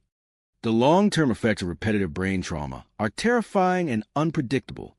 His daughter Noelle lives with the daily anxiety of not knowing how her father's cognitive health will deteriorate in the next 10 or 20 years. Foley himself acknowledges the frightening reality of his condition. Yet, Foley chooses to fight it. To combat the cognitive decline, he engages in mental gymnastics, performing spoken word shows to stimulate his mind and maintain a connection with the fans. He refuses to live in paralyzing fear of the unknown. For years, Foley harbored a deep resentment toward the Hell in a cell match, feeling that his entire, multifaceted career had been eclipsed by a single night of sheer violence. It took a conversation with The Undertaker to change his perspective. The Undertaker reminded him that what they created that night was immortal. It would outlive them both. This realization allowed Foley to finally embrace his legacy. Recently, while visiting a World Wrestling Entertainment warehouse with his daughter, Foley unexpectedly encountered the original cell structure. Reaching out and touching the steel, the hardcore legend broke down in tears. It was a profound release of emotion, a recognition of how drastically that night altered the trajectory of his life, and a chilling acknowledgement of how closely he flirted with tragedy. When we analyze the career of Mick Foley and the horrific spectacle of Hell in a Cell, we are left with a complicated legacy. He viewed the wrestling ring as a canvas for a sublime, brutal form of performance art. The sacrifices he made granted him the love and adulation he desperately sought as a young man. But as we look at the immense physical and psychological toll it exacted upon him and his family, the ultimate question remains. Hovering over the history of professional wrestling like a dark cloud, was the roar of the crowd truly worth the price of a lifetime of pain? Ladies and gentlemen, welcome. Whenever we look back at the sprawling, chaotic, and often beautiful history of professional wrestling, there are certain dates that are permanently etched into our collective consciousness. But one night, perhaps more than any other, stands as a monument to both the sheer spectacle of the industry and the terrifying limits of the human body. According to the historical archives of the World Wrestling Federation, that date was June 28, 1998. The event was the King of the Ring pay-per-view, and the match was one that would earn its rightful, yet haunting, place as one of the most shocking encounters in sports entertainment history. It was The Undertaker standing across from Mankind inside the unforgiving steel structure known as Hell in a Cell. When you hear the phrase Hell in a Cell, it hits you like a mallet to the consciousness. Those of us who were there, who sat at the commentary desk or watched from the backstage monitors, knew it was going to be an intense night. We knew it was going to be crazy. But based on the accounts of every single witness in the building, no one could have ever predicted it was going to be that crazy. You had two phenomenal talents out there that night. Two men who liked to push the absolute envelope of performance until it teetered and ultimately fell right over the edge. People often look at professional wrestling from the outside and dismiss it. They say wrestling is fake. But as any veteran of the squared circle will tell you, you absolutely cannot fake gravity. Over my decades in this industry, I have been frightened by a lot of things. But looking back at the footage, nothing frightened me quite as much as that match did. What left 16,000 fans in the Pittsburgh Civic Arena completely stunned, and what continues to shock new viewers to this day, was the unrelenting punishment that Mick Foley endured, according to those who watched it unfold live, until you saw it with your own two eyes. You simply did not believe that a human being could physically take that level of punishment and live to tell about it. Let me be perfectly clear. This match was real. The pain was real. The drama was real. Observers backstage have admitted to cursing, screaming, and questioning Foley's state of mind, wondering why any man would subject himself to such peril. This is a story of one of wrestling's most infamous matches. The legacy of Hell in a Cell persists today as a complicated paradox. It is hailed as an epic success, a masterpiece of sports entertainment, yet also serves as a dark cautionary tale. Backstage officials have stated on the record that the industry dodged multiple bullets that day. It remains truly baffling to consider the medical and administrative protocols of that era, according to the reflections of those involved. It is crazy to think that a performer could be allowed to go completely unconscious, only to wake up and continue the match. The collateral damage that ensued, the physical and psychological toll, opens up an entirely different conversation. When does it stop? When is it finally enough? In this business, performers pay all day long for the decisions they make during their 15 minutes in the spotlight. It was, without a doubt, a dangerously crazy masterpiece. But looking at the aftermath, all of us need to ask ourselves a very difficult question. Was it worth it? To understand the madness of that night, we first have to understand the mind of the man behind the mask. According to sociological studies of the wrestling industry, everyone who steps into the ring is looking for something they find missing in their own personal lives. For Mick Foley, the motivation was deeply rooted in his youth. Based on his own accounts, Foley was teased extensively during his formative years. This created an overwhelming, almost insatiable need to be liked, a drive that eventually focused on capturing the World Wrestling Federation Championship belt. Foley's pursuit of extreme reactions began long before he ever signed a professional contract. According to his own vivid recollections, during his sophomore year of college, he orchestrated a bizarre stunt. He took a swig of red food coloring and performed a high-flying leap off a bed, crashing onto a stuffed atom on a concrete floor. When he hit the ground, he spit out the blood concoction for maximum dramatic effect. Everybody in the dormitory was watching. Foley recalls hearing one of the female students yell out that it was the most disgusting thing she had ever seen. Rather than feeling ashamed, Foley felt a surge of absolute power. A distinct psychological mechanism locked into place. If he could not make people love him, perhaps he could captivate them by disgusting them. He simply needed to get a reaction. This deep-seated philosophy birthed a career that redefined violence in professional wrestling. Today, Mick Foley is universally recognized as a hardcore legend, but the man is quick to remind us that he survived Hell in a Cell. According to younger generations of fans, this specific match serves as the ultimate gateway into professional wrestling. Many point to it as the very first match they were ever shown. However, industry veterans are quick to point out that this is an extreme anomaly. A normal Mick Foley match was already wildly brutal, often incorporating blood, thumbtacks, and fire. Whether it was getting tangled in barbed wire, surviving explosions in Japanese death matches, being speared through a flaming table, or taking unprotected falls directly onto solid concrete, Foley put his body through an unimaginable amount of trauma. His daughter, Noelle Foley, has noted that her father genuinely loved getting that shocked, visceral reaction from the crowd. Realism was Foley's greatest storytelling tool, according to those who traveled the roads with him. Foley honestly believed he was not having a good match unless he had physical trouble walking back to his hotel room. It was not that he enjoyed the pain itself. Rather, he found a profound joy in his ability to absorb that pain and present it to the audience in a way that was undeniably entertaining. But behind the wild stunts and the reckless abandon was a man with a family. Colette Foley, who has known Mick for over 35 years, recalls being captivated not by a monster, but by a gentle, kind man with a terrible sense of humor. Their wedding song was Beauty and the Beast, a perfect metaphor for their partnership. Colette understood his absolute commitment to his craft. When the adrenaline was pumping, Foley was singularly focused on ensuring the audience left the arena talking about how incredible the show was. completely regardless of the risk to his own body.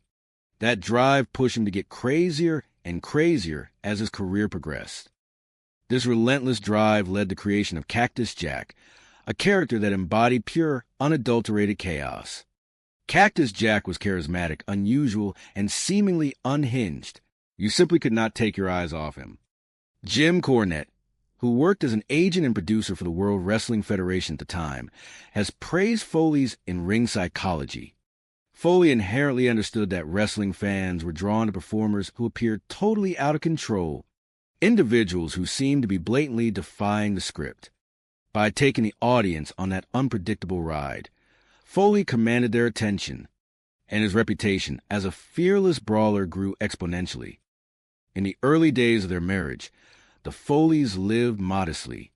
Their bedroom furniture consisted of a mattress on the floor and a small black and white television connected to a video cassette recorder. According to Foley, he would spend up to 12 hours a day studying tapes of Japanese professional wrestling. He was drawn to the realism and the unique storytelling of the deathmatch style, where a competitor had to defeat not just their opponent, but their very surroundings. At that time, Foley believed his future lay in Japan. Japanese promoters were actively looking for a foreign talent who could believably feud with the legendary Terry Funk. Funk, widely considered one of the greatest of all time for his unparalleled ability to make an audience suspend their disbelief, became a vital mentor to Foley. Together, they revolutionized the explosive, bloody, and fiery death matches in the East. Foley, always drawn to the wildest aspects of the performance, saw this extreme violence as undeniable proof that he was doing something truly special. It was the one place he could make himself stand out. Because of his extreme background, Foley never envisioned himself working for the World Wrestling Federation. During that era, the company was heavily marketing a very family-friendly, completely sanitized product. Foley's gritty, violent style seemed fundamentally incompatible with what the corporation was selling. Behind the scenes, the chairman of the company, Vince McMahon, had absolutely no interest in hiring Mick Foley. According to executive discussions of the time, McMahon did not believe Foley was marketable, nor did he find him aesthetically appealing for television. It took the relentless advocacy of Jim Ross, the vice president of talent relations, to convince McMahon otherwise. Ross pleaded with McMahon to trust his eye for talent, insisting that there was something undeniably special about Foley. The company desperately needed compelling dancing partners for their top stars, particularly The Undertaker. At that time, The Undertaker was arguably the most significant attraction in the industry.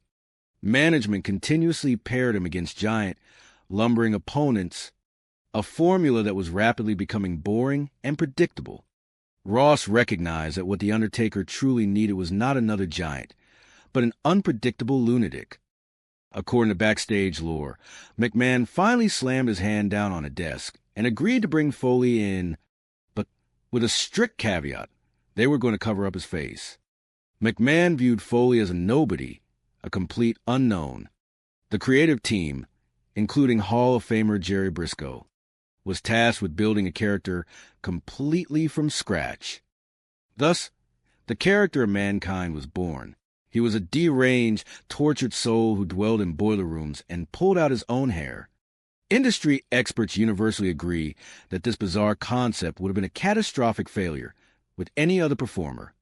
But Mick Foley possessed an unparalleled ability to forge an emotional connection with the audience. Without that connection, a character is meaningless. But Foley threw his entire physical and emotional weight into the role. He was willing to try absolutely anything to succeed. Jim Ross's primary goal was for Mankind to be the perfect foil for The Undertaker. However, managing Foley came with a massive secondary challenge: keeping the man from accidentally killing himself in the process. The rivalry between Mankind and The Undertaker became a cornerstone of the company's programming, spanning multiple pay-per-view events, television matches, and international tours. However, as time went on, Foley felt that his character had plateaued. He knew he needed to do something drastic, something that would permanently elevate their shared legacy. The opportunity arrived at the 1,998 King of the Ring event. Producers planned to reignite the bitter rivalry using a recently introduced match concept, Hell in a Cell. Traditionally, steel cage matches in the company ended when a competitor escaped over the top or through the door. The Hell in a Cell was designed differently, featuring a solid chain link roof. The marketing hook was simple but terrifying. 2 men go in and only one comes out. The very first Hell in a Cell match had taken place months prior, featuring The Undertaker and Shawn Michaels. It was a masterpiece of storytelling and athleticism, setting an impossibly high standard. Foley openly admitted that he watched that first match in absolute awe, recognizing that he lacked the athletic agility to replicate the things Michaels had done. Knowing he had to compensate for his athletic limitations, Foley sought advice from his mentor, Terry Funk. According to Foley, Funk jokingly suggested that they should start the match on the actual roof of the cell, and that Foley should be thrown off. What started as a dark joke suddenly took root in Foley's mind. He looked at Funk and realized he could actually do it. Foley became obsessed with the idea. He casually pitched the concept of being thrown off the cell to both The Undertaker and Vince McMahon. Neither man was particularly thrilled about the extreme risk. However, Foley was fiercely determined, viewing the stunt not as a way to elevate his career, but simply as a desperate measure to keep his head above water.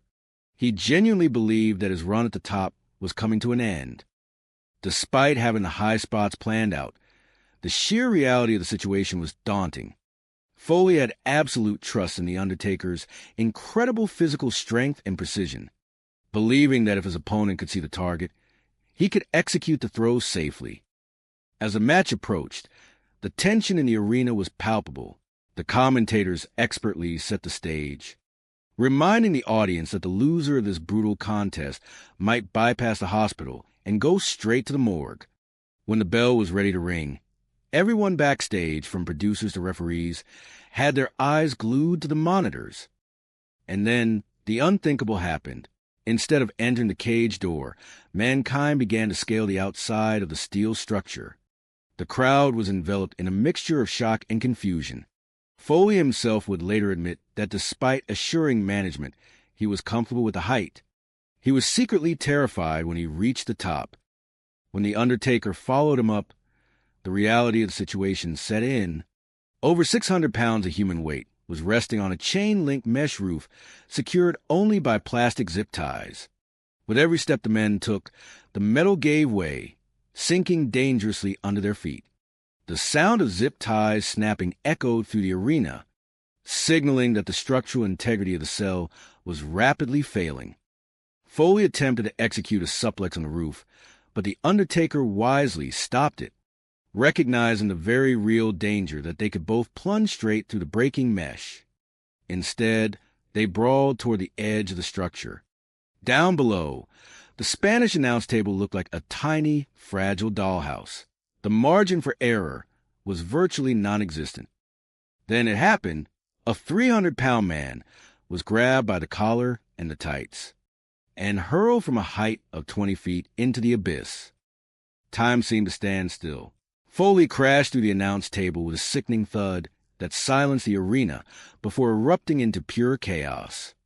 Backstage, producers and fellow wrestlers exploded in absolute panic. It looked exactly like a fatal car accident. The commentators, specifically Jim Ross, screamed in genuine horror, questioning if they had just witnessed a man lose his life. It was a moment completely unprecedented in the history of the business. The medical team, led by Dr. Francois Petit, scrambled to the wreckage. Dr. Petit, a martial arts expert and highly skilled medical professional, was the company's ultimate problem solver. But even he was taken aback by the gruesome scene. Foley had landed violently on his back, dislocating his shoulder in the process. Emergency medical technicians rushed a stretcher to the ringside area, struggling to navigate the chaotic environment. Everyone, from the fans in the building to the wrestlers watching backstage, believed the match was unequivocally over. Foley was strapped to the gurney, and the slow, solemn march toward the backstage area began.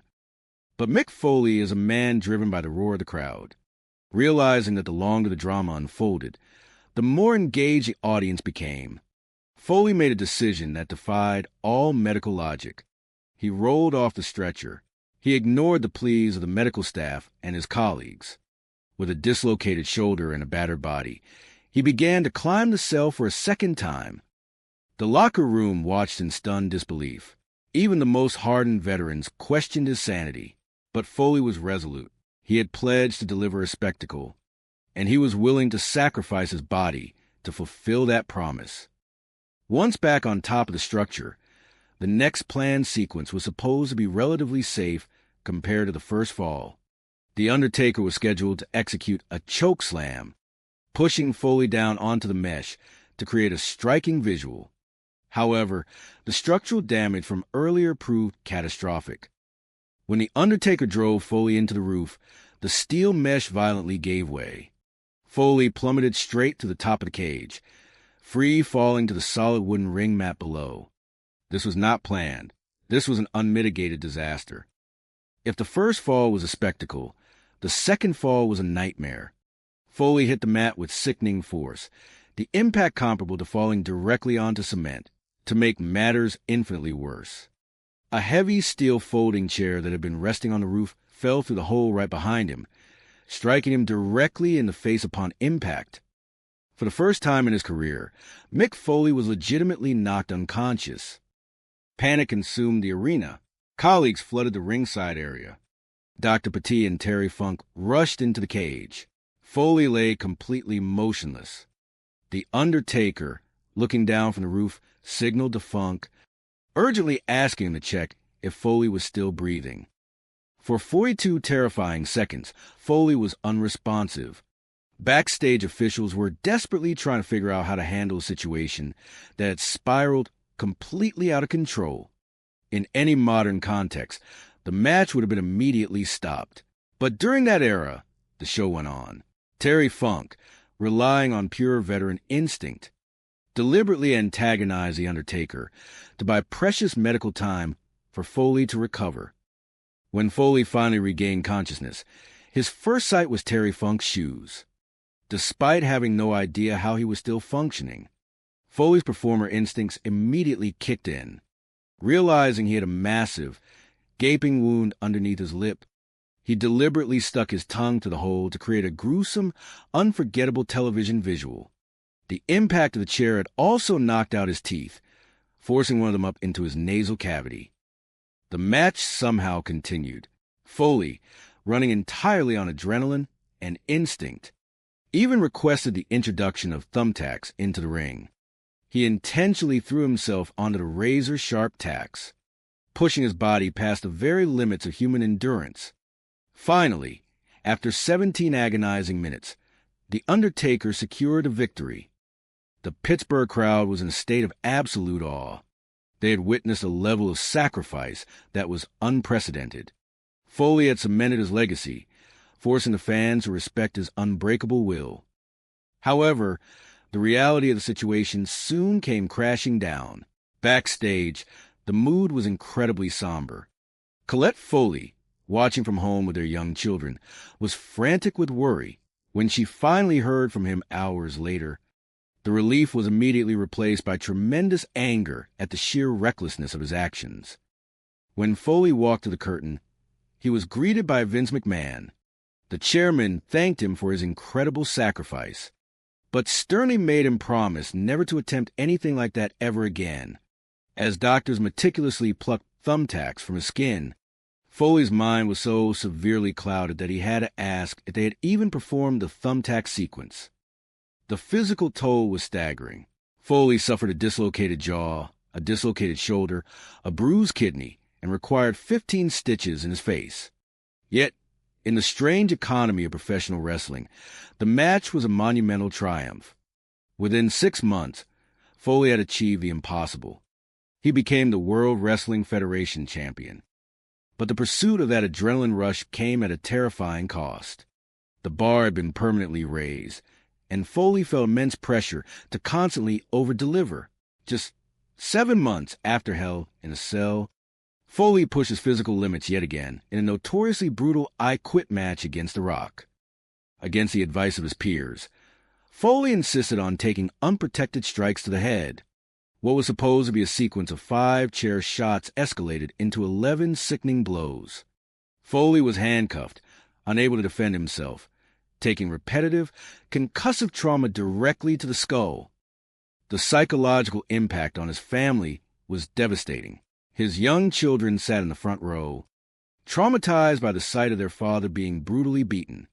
The line between fiction and reality was entirely erased. He was legitimately acquiring brain damage for the sake of a television storyline. Years later, the medical ramifications became undeniable. Independent neurologists warned Foley that his repetitive concussions had resulted in severe neurological damage, advising him to never wrestle again. The shadow of chronic traumatic encephalopathy looms heavily over his life. Foley openly admits to experiencing significant memory issues. A terrifying reality for a man who sacrificed his health for the entertainment of total strangers. Today, Foley continues to fight back against the fading light. He performs spoken word tours, utilizing the stage as mental gymnastics to keep his mind sharp and to stay connected to the audience he so desperately loves. According to those who know him best, despite the immense physical and mental toll, Foley has found a sense of peace. During a visit to the company warehouse, Foley came face to face with the original hell in a cell structure. The man who had shed so much blood for the business broke down in tears, overwhelmed by the gravity of what that structure represented.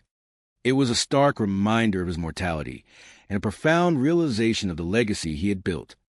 In the end, Mick Foley utilized the canvas of violence to create a strange, sublime form of performance art.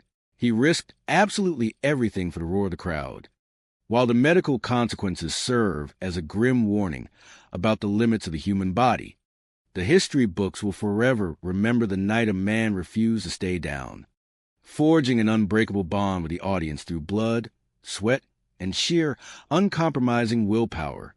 There are moments in the history of professional wrestling that transcend the squared circle, moments that blur the line between theatrical entertainment and undeniable, horrifying reality. On June 28, 1998, at the World Wrestling Federation King of the Ring event, the world witnessed one of those very moments. It was a match that would instantly earn its place as one of the most shocking spectacles in the history of the industry. The Undertaker versus Mankind. The structure was Hell in a Cell. When you hear those words, Hell in a Cell, it hits you like a mallet to the consciousness. Going into that night in Pittsburgh, Pennsylvania, the industry knew it was going to be intense. They knew it was going to be chaotic. But according to the accounts of those who were there, no one truly knew it was going to be that extreme. We had 2 talents out there who liked to push the envelope until it simply fell over the edge. People often say that professional wrestling is a performance, but as the old saying goes, you cannot fake gravity. Many veterans of the industry have admitted that they have been frightened by a lot of things in professional wrestling, but nothing frightened them quite as much as the events of that night. What left fans completely stunned was the unrelenting punishment that Mick Foley endured until you saw it with your own eyes. You simply did not believe that a human being could physically take that level of punishment and live to tell the story. The match was real. The pain was real. The drama unfolding before millions of viewers was real.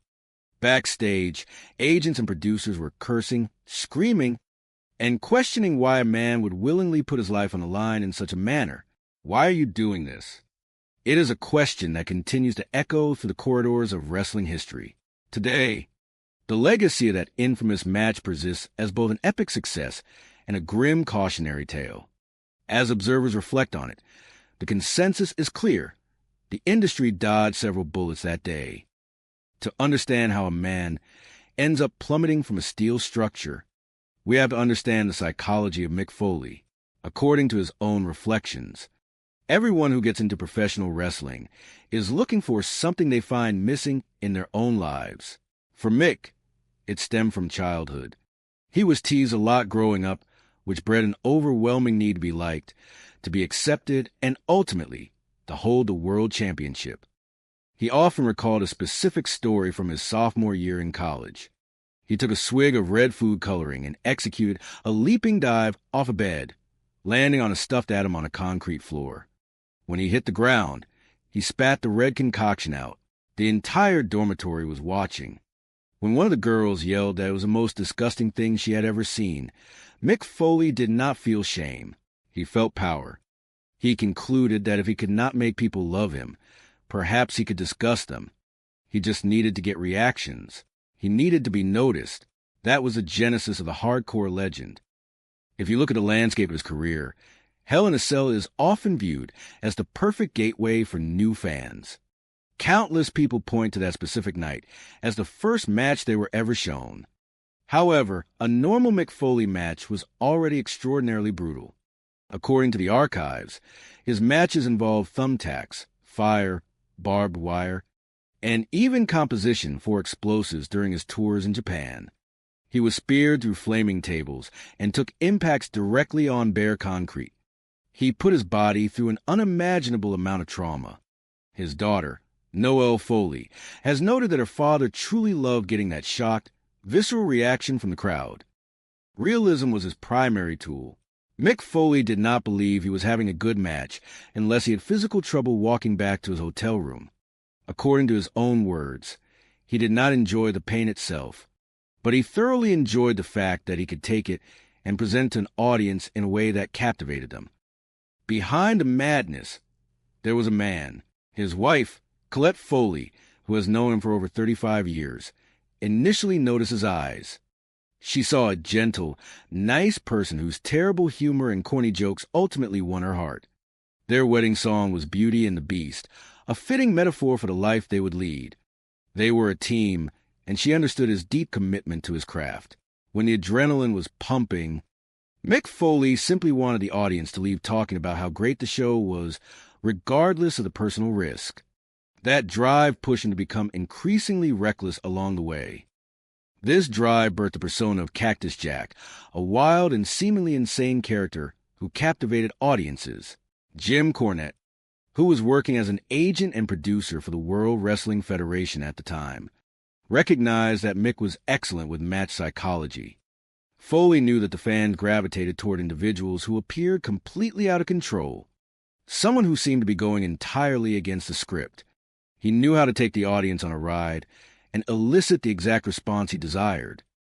Before reaching the grand stage of the World Wrestling Federation, Foley lived a humble life. He and Colette slept on a mattress on the floor, accompanied by a black and white television and a videocassette recorder that barely worked. On that machine, Foley would watch up to 12 hours of Japanese professional wrestling a day. He was drawn to the realism and the unique storytelling where a competitor did not just fight another man, but had to defeat the surrounding environment itself. He truly believed Japan would be where he made his permanent living. The Japanese promoters were looking for a foreign competitor to feud with the legendary Terry Funk. Terry Funk was renowned for his ability to make an audience suspend their disbelief instantly. Funk became a mentor to Mick, and together they engaged in explosive, violent, and fiery death matches across Japan. Foley was always drawn to the extreme, finding pride in the fact that he could endure things others would not even consider. Despite his international success, the World Wrestling Federation was a completely different landscape. It was an era characterized by general audience programming, often viewed as highly sanitized. Mick Foley's brutal style simply did not gel with what the company was selling at the time. According to his travel partner and close friend Al Snow, the chairman, Vince McMahon, flatly did not want Mick Foley. The documents state that Mr. McMahon did not think Foley was marketable or aesthetically suited for their television product. It was Jim Ross, the vice president of talent relations, who advocated tirelessly for Foley. Ross needed dancing partners for the top stars, particularly The Undertaker, who was one of the biggest attractions in the history of the industry. The company kept trying to pair The Undertaker with giant, lumbering opponents, which often resulted in dull encounters. Ross knew they needed a lunatic. According to backstage lore, Mr. McMahon finally slammed his hand on a table and agreed to bring Foley in, but under one strict condition. They were going to cover his face. McMahon's perception was that Foley was a nobody, so they had to build a character out of nothing. That is how the character of Mankind was born. Industry veterans like Gerald Briscoe acknowledged that this bizarre concept would not have worked with anyone other than Mick Foley. Without a genuine connection to the audience, the character would have been meaningless. But the fans could sense Foley's authentic commitment. He was willing to try absolutely anything to succeed. Jim Ross's primary challenge quickly shifted from getting Foley hired to simply preventing him from ending his own life in the ring. The Undertaker and Mankind laid a massive foundation, competing in 7 major pay-per-view events and 10 television broadcasts around the globe. However, Foley felt his character had plateaued. He knew he had to do something drastic to elevate their legacy. This brings us to the summer of 1998. The producers planned to reignite the feud using a recently developed concept, Hell in a Cell. Traditionally, steel cage matches in the organization required a competitor to escape by climbing over the top or leaving through a door. It was Shawn Michaels and The Undertaker who competed in the very first Hell in a Cell match, adding a roof to the structure. It was a massive success and set an incredibly high standard. Some 9 months later, Foley and The Undertaker were scheduled to step into that same structure. Seeking advice, Foley asked his mentor, Terry Funk, for ideas. Funk jokingly suggested that they should start the match on the roof of the cage and that Foley should be thrown off. It was meant as a passing piece of dark humor, but Foley stopped, looked at Funk, and stated that he believed he could actually do it. He could not get the idea out of his head. Foley casually pitched the idea to The Undertaker and Mr. McMahon. The Undertaker was extremely hesitant. He was not on board with throwing a human being off a structure that high. However, Foley was dead set on the idea. Foley did not view this match as the second act of his career. He simply saw it as a desperate way to keep his head above water. He genuinely believed that once this run was over, his career would be finished as well. When asked if The Undertaker knew what was planned, the answer is yes. The high spots were discussed, and there was a tremendous amount of trust between the two men. The atmosphere inside the Pittsburgh Civic Arena was electric. 16,000 people packed the venue, unaware of the history they were about to witness. The pressure on Foley was immense. He was not known for his agility, and he had to follow the masterpiece previously painted by Shawn Michaels. Referee Jimmy Corderas and producer Gerald Briscoe were stationed backstage, watching the monitors closely. No one truly knew what to anticipate. When the match began, the audience was immediately thrown into confusion. Instead of entering the locked structure, Foley began climbing to the roof.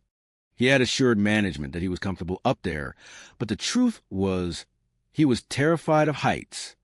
As The Undertaker's entrance music echoed through the arena, Foley stood in the darkness above, silently wondering how he could gracefully climb back down without ruining his entire career. The match officially commenced on top of the cage. The roof of the cell was secured with heavy-duty zip ties, but it was not designed to support 600 pounds of human weight. With every step the two men took, the metal mesh buckled beneath their feet. The zip ties began snapping audibly. Foley attempted to execute a maneuver, but The Undertaker countered, realizing the very real danger that they could both plunge straight through the sagging roof. The chaotic brawl edged closer to the precipice. Down below, the Spanish announce team, Jim Ross, and Jerry Lawler watched in growing dread. It seemed completely illogical, incredibly dangerous, with absolutely zero margin for error. Then, the unimaginable happened. The Undertaker grabbed Mankind and hurled his 300-pound body off the top of the structure, sending him plummeting nearly 20 feet through the air. Witnesses described the fall as happening both in slow motion and in the blink of an eye. The impact was deafening. Foley crashed violently through the Spanish announcer table. The shockwave ripped through the arena and the locker room. Fellow professionals watching backstage exploded in genuine panic. It was equated to witnessing a horrific automobile accident. The absolute stillness of Foley's body led many to believe they had just watched a man die on live television. At home, Colette Foley sat with their 2 young children. She tried to soothe them by repeating that it was just a performance, but deep in her mind, panic was setting in. The fall was too high, the concrete was too close, and the margin for survival was terrifyingly thin. According to Foley's later accounts, the success of the stunt relied on him rotating in mid-air to land perfectly flat on the desk, using the collapsing table to absorb the catastrophic force. Spanish commentator Hugo Savanovic had to abandon his chair at the last possible second to avoid being crushed. The officials at ringside were paralyzed by the unwritten rule of not breaking character. But the situation rapidly transcended entertainment. Terry Funk was the first to break protocol, rushing to check if his friend was even conscious. Dr. Francois Petit, the company physician, rushed from the medical room in disbelief. Foley had landed terribly on his back, aggravating a previously dislocated shoulder. The emergency medical technicians rushed to the scene with a gurney, but it would not fit through the chaotic ringside area. The cell itself had to be mechanically raised. Foley was strapped to the board, completely limp. Everyone in the building believed the match was definitively over.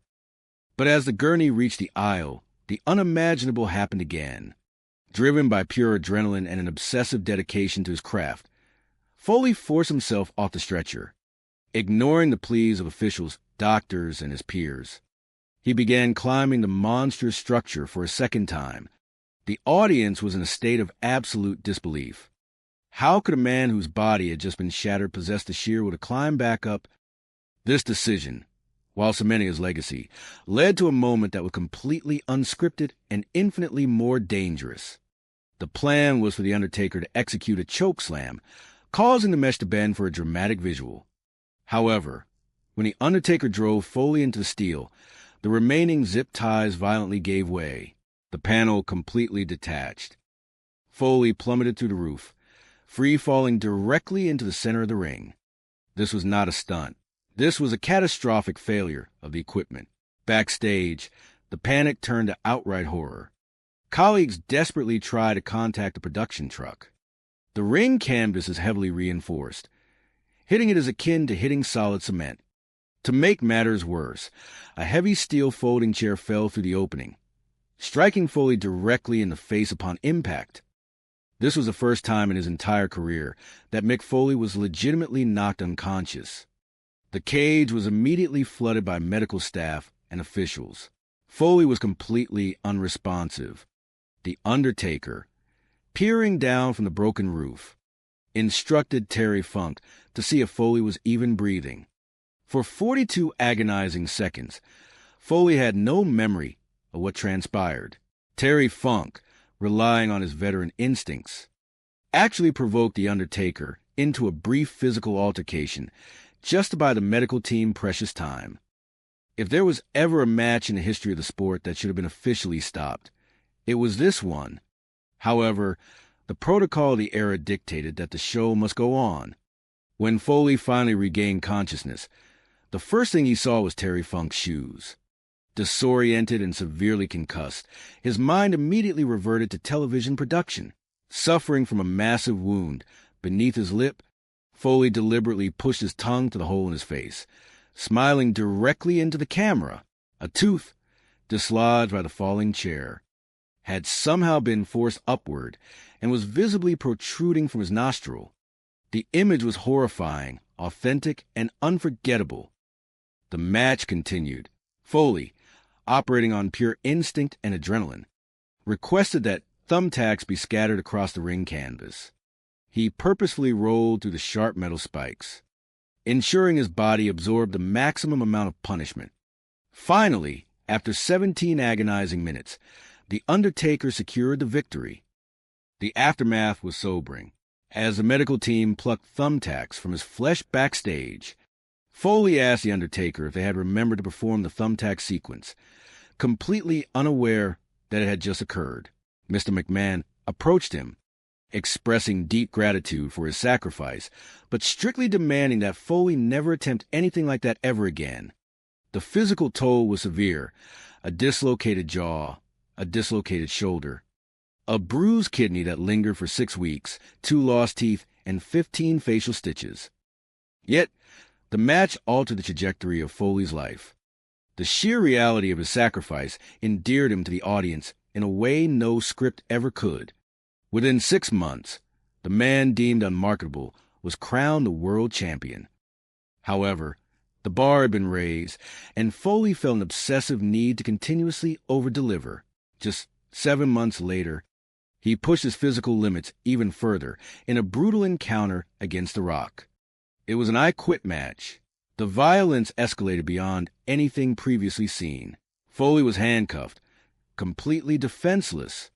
The script called for a sequence of chair shots to the head, but the situation spiraled out of control. Instead of the planned 5 impacts, Foley absorbed 11 unprotected strikes to his skull with a steel chair. The collateral damage extended far beyond the ring. His young children watched the broadcast, unable to separate the performance from the terrifying reality of their father being beaten unconscious. His daughter Noelle hasn't spoken about the deep trauma she carries from witnessing that event, questioning how a normal person could survive 11 devastating blows to the head. Colette described it as one of the worst days of her entire life. Mick Foley had suffered legitimate brain damage for the sake of a television storyline. The question that haunts the documentary of his life is simple. Was it worth it? Medical professionals repeatedly warned him. Neurologists advised him to step away, explicitly stating that if he continued, he risked permanent, crippling damage. The history of the industry shows that the long-term effects of repetitive brain trauma and concussions were not fully understood during that era. Every massive impact was the equivalent of a 25-mile-per-hour automobile collision. Today, the shadow of chronic traumatic encephalopathy looms heavily over his legacy. The degenerative nature of head trauma leaves his family in a constant state of anxiety regarding his future cognitive health. Despite the physical and psychological toll, Foley actively fights against the darkness. To keep his mind sharp, he performs spoken word tours, engaging in what he calls mental gymnastics. The stimulation and the roar of the crowd continue to provide the validation he sought as a young man. According to those closest to him, Foley lived his ultimate dream. He recognizes the inherent faults in his deep desire for acceptance. Yet he also acknowledges that this very flaw was the engine of his massive success. For years, he harbored resentment that his entire identity was reduced to that single night in the cell, plunging him into a dark psychological space. But over time, through conversations with peers like The Undertaker, he came to accept that what they created that night would outlive them all. When visiting the company warehouse years later, Foley unexpectedly encountered the original steel panels of the cell. The man who had shed so much blood inside it reached out, touched the rusted metal, and began to cry. It was a profound realization of his own mortality and the terrifying reality of what could have easily been his end. The history of professional wrestling is built upon the sacrifices of men and women who push their bodies to the breaking point for the entertainment of strangers. The data tells us that Mick Foley found a canvas to create a surreal, sublime, and violent form of performance art.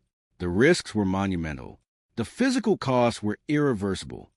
Yet, as the archives reflect, for a man who desperately wanted to be loved by the masses, the roar of those 16,000 people in Pittsburgh provided a validation that made every broken bone, every stitch, and every lost memory feel, in that fleeting moment, entirely worth it. There are certain dates that do not merely exist on a calendar. They are permanently burned into the collective memory of sports entertainment. The 20th of June, 1998, is undeniably one of those dates. We were in Pittsburgh, Pennsylvania, for the World Wrestling Federation King of the Ring pay-per-view event. According to the historical records and the vivid, often traumatized memories of those who were in the building, one specific bout was about to cement its legacy. It was not just destined to be a memorable performance. It was about to become perhaps the most shockingly visceral spectacle ever broadcast in the history of professional wrestling. The match featured The Undertaker facing off against Mankind inside the unforgiving steel structure known as Hell in a Cell. When you analyze the footage and the accounts of the people who lived it, Hell in a Cell hits the human consciousness like a heavy mallet.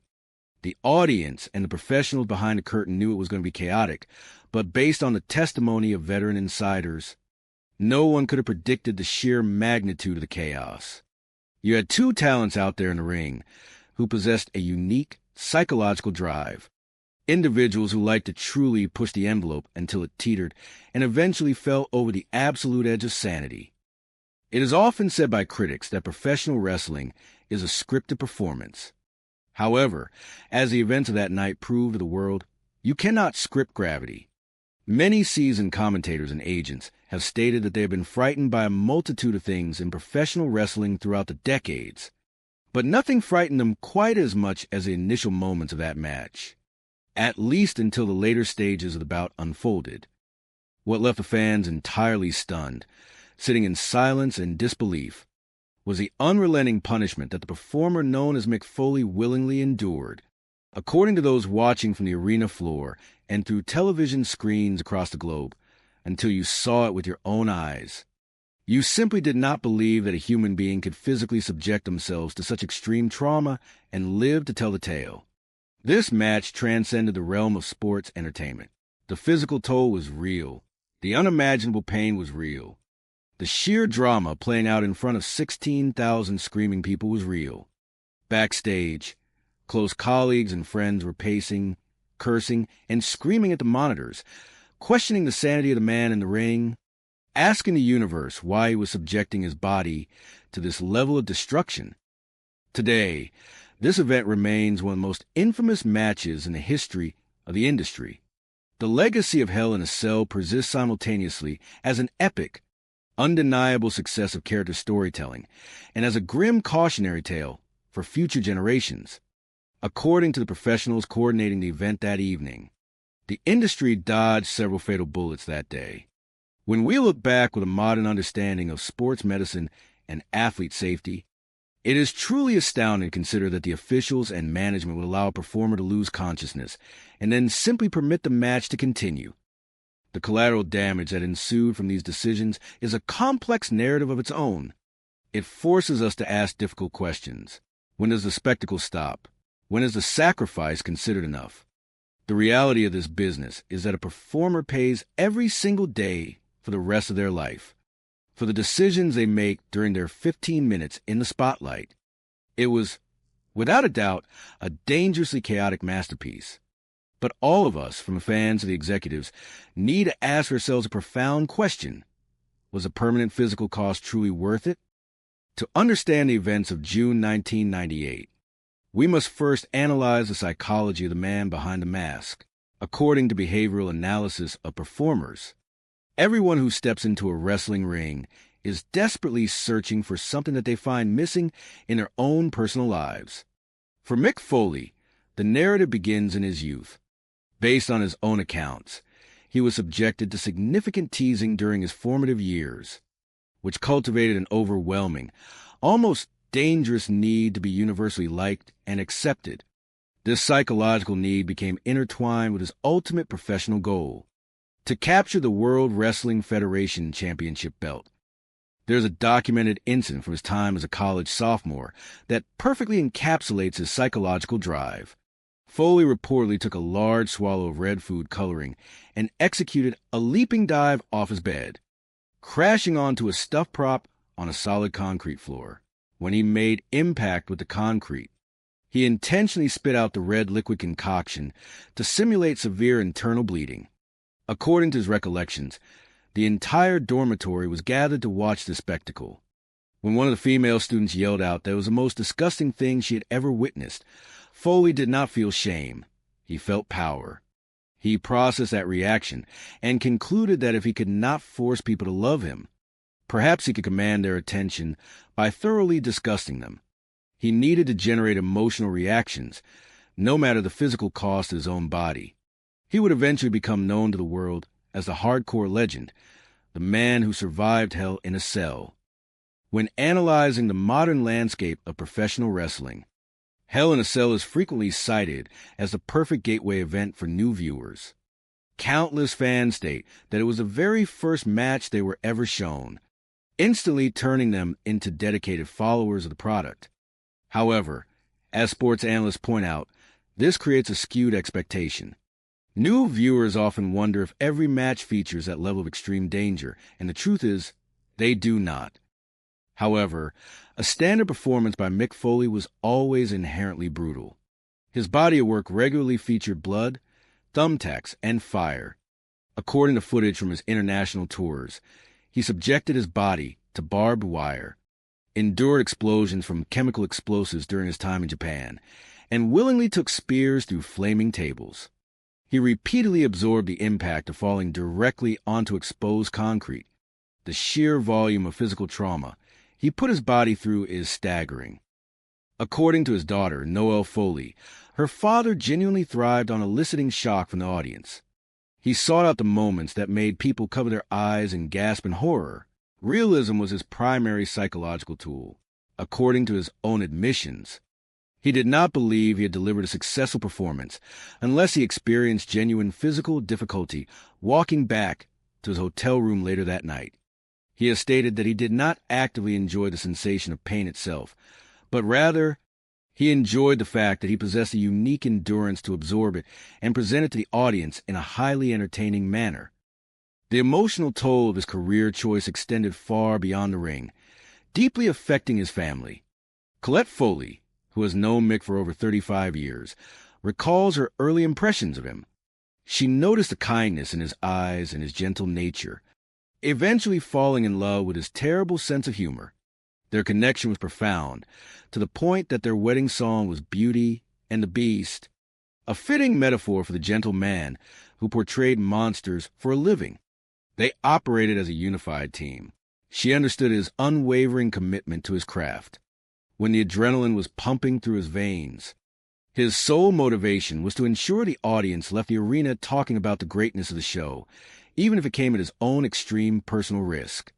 This relentless drive pushed him to continuously escalate the danger of his performances. The psychological need birthed a character known as Cactus Jack. According to wrestling historians, the Cactus Jack persona was completely unhinged. He projected the aura of a man who might be legitimately insane. He possessed a dark, magnetic charisma that made it impossible for the audience to look away. He was vastly different from the traditional muscular athletes of the era. Jim Cornette, who was working as a lead agent and producer for the World Wrestling Federation during the time of the Hell in a cell match, has provided deep insights into Foley's methodology. According to Cornette, Foley was a master of in-ring psychology. He understood fundamentally that the audience was drawn to performers who appeared to be completely out of control, individuals who seemed to be rebelling against the established script. He would incorporate erratic behaviors, such as biting his opponents, taking the crowd on a chaotic journey to meticulously elicit the exact emotional response he desired. By constantly crossing the line of acceptable conduct, he ensured the spotlight remained firmly fixed upon him, allowing his notorious reputation to expand globally. During his early career, Foley's dedication bordered on obsession, according to his wife. Their bedroom furniture consisted merely of a mattress placed directly on the floor, accompanied by a small black and white television and a barely functioning video cassette recorder. Inside that machine were tapes of brutal Japanese professional wrestling.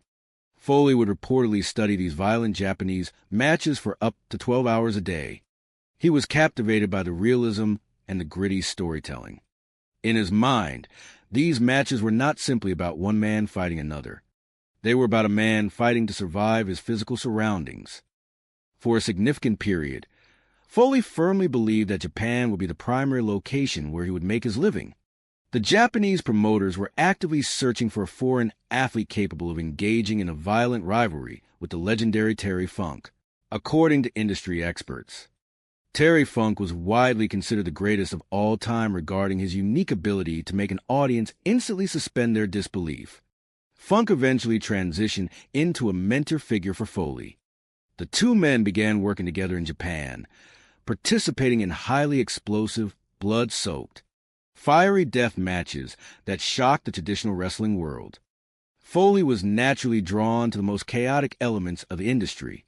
He would literally crawl on his hands and knees through broken glass, viewing his wounds as undeniable proof that he had accomplished something truly special. He viewed this extreme violence as the only avenue to distinguish himself from the rest of the locker room because of his unconventional physique and brutal style. He never envisioned himself fitting into the pristine corporate mold of the World Wrestling Federation. To understand the clash of styles, we must examine the corporate culture of the World Wrestling Federation during that era. It was not the edgy, mature product it would later become. It was a highly sanitized general audience era. The presentation was considered very bland and family-friendly. According to his traveling partner and close colleague, Al Snow, Foley's chaotic style completely clashed with the polished image the company was trying to sell to advertisers. The owner of the company, Vince McMahon, explicitly did not want to hire Mick Foley, according to executive accounts. McMahon did not believe Foley was marketable and bluntly stated that he did not find him physically attractive enough for television. The catalyst for Foley's entry into the company was Jim Ross, who served as the vice president of talent relations at the time. Ross was desperately searching for viable opponents for the company's top-tier stars. The Undertaker was already established as one of the most massive, financially successful stars in the history of the wrestling business. However, the creative direction at the time consistently paired The Undertaker against giant, lumbering opponents, resulting in matches that critics and executives found incredibly dull and boring. Ross analyzed the situation and concluded that The Undertaker did not need another giant. He needed an unpredictable lunatic. Ross relentlessly pitched Foley to the ownership. According to documented backstage lore, McMahon eventually slammed his hand down on a table in frustration and agreed to bring Foley into the company, but with a strict, insulting condition. McMahon declared that he would cover Foley's face with a mask, obscure his identity, and present him as an absolute nobody. According to Hall of Fame producer Gerald Briscoe, McMahon tasked the creative team with building a character completely from scratch, based on the premise that the man underneath the mask was worthless. This corporate mandate resulted in the creation of Mankind, a tortured, deranged soul who lived in boiler rooms and pulled out his own hair. Analysts agree that this bizarre, heavily fabricated concept would have been an absolute catastrophic failure with any other performer.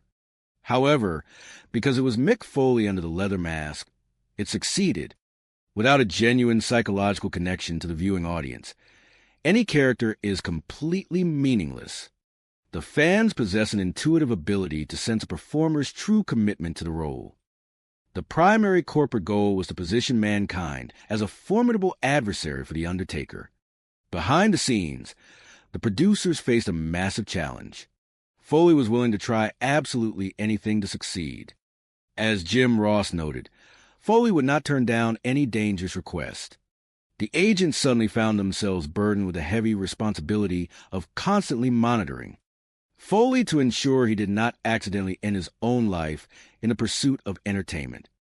The rivalry between The Undertaker and Mankind established a monumental foundation for the company. They engaged in 7 major pay-per-view events and 10 television matches, touring across the globe together. However, as time progressed, Foley realized that the Mankind character had plateaued in popularity. He understood the ruthless nature of the business. He knew he had to orchestrate something completely unprecedented to elevate their shared legacy, rather than allowing it to slowly fade into obscurity. This pressure culminated at the 1998 King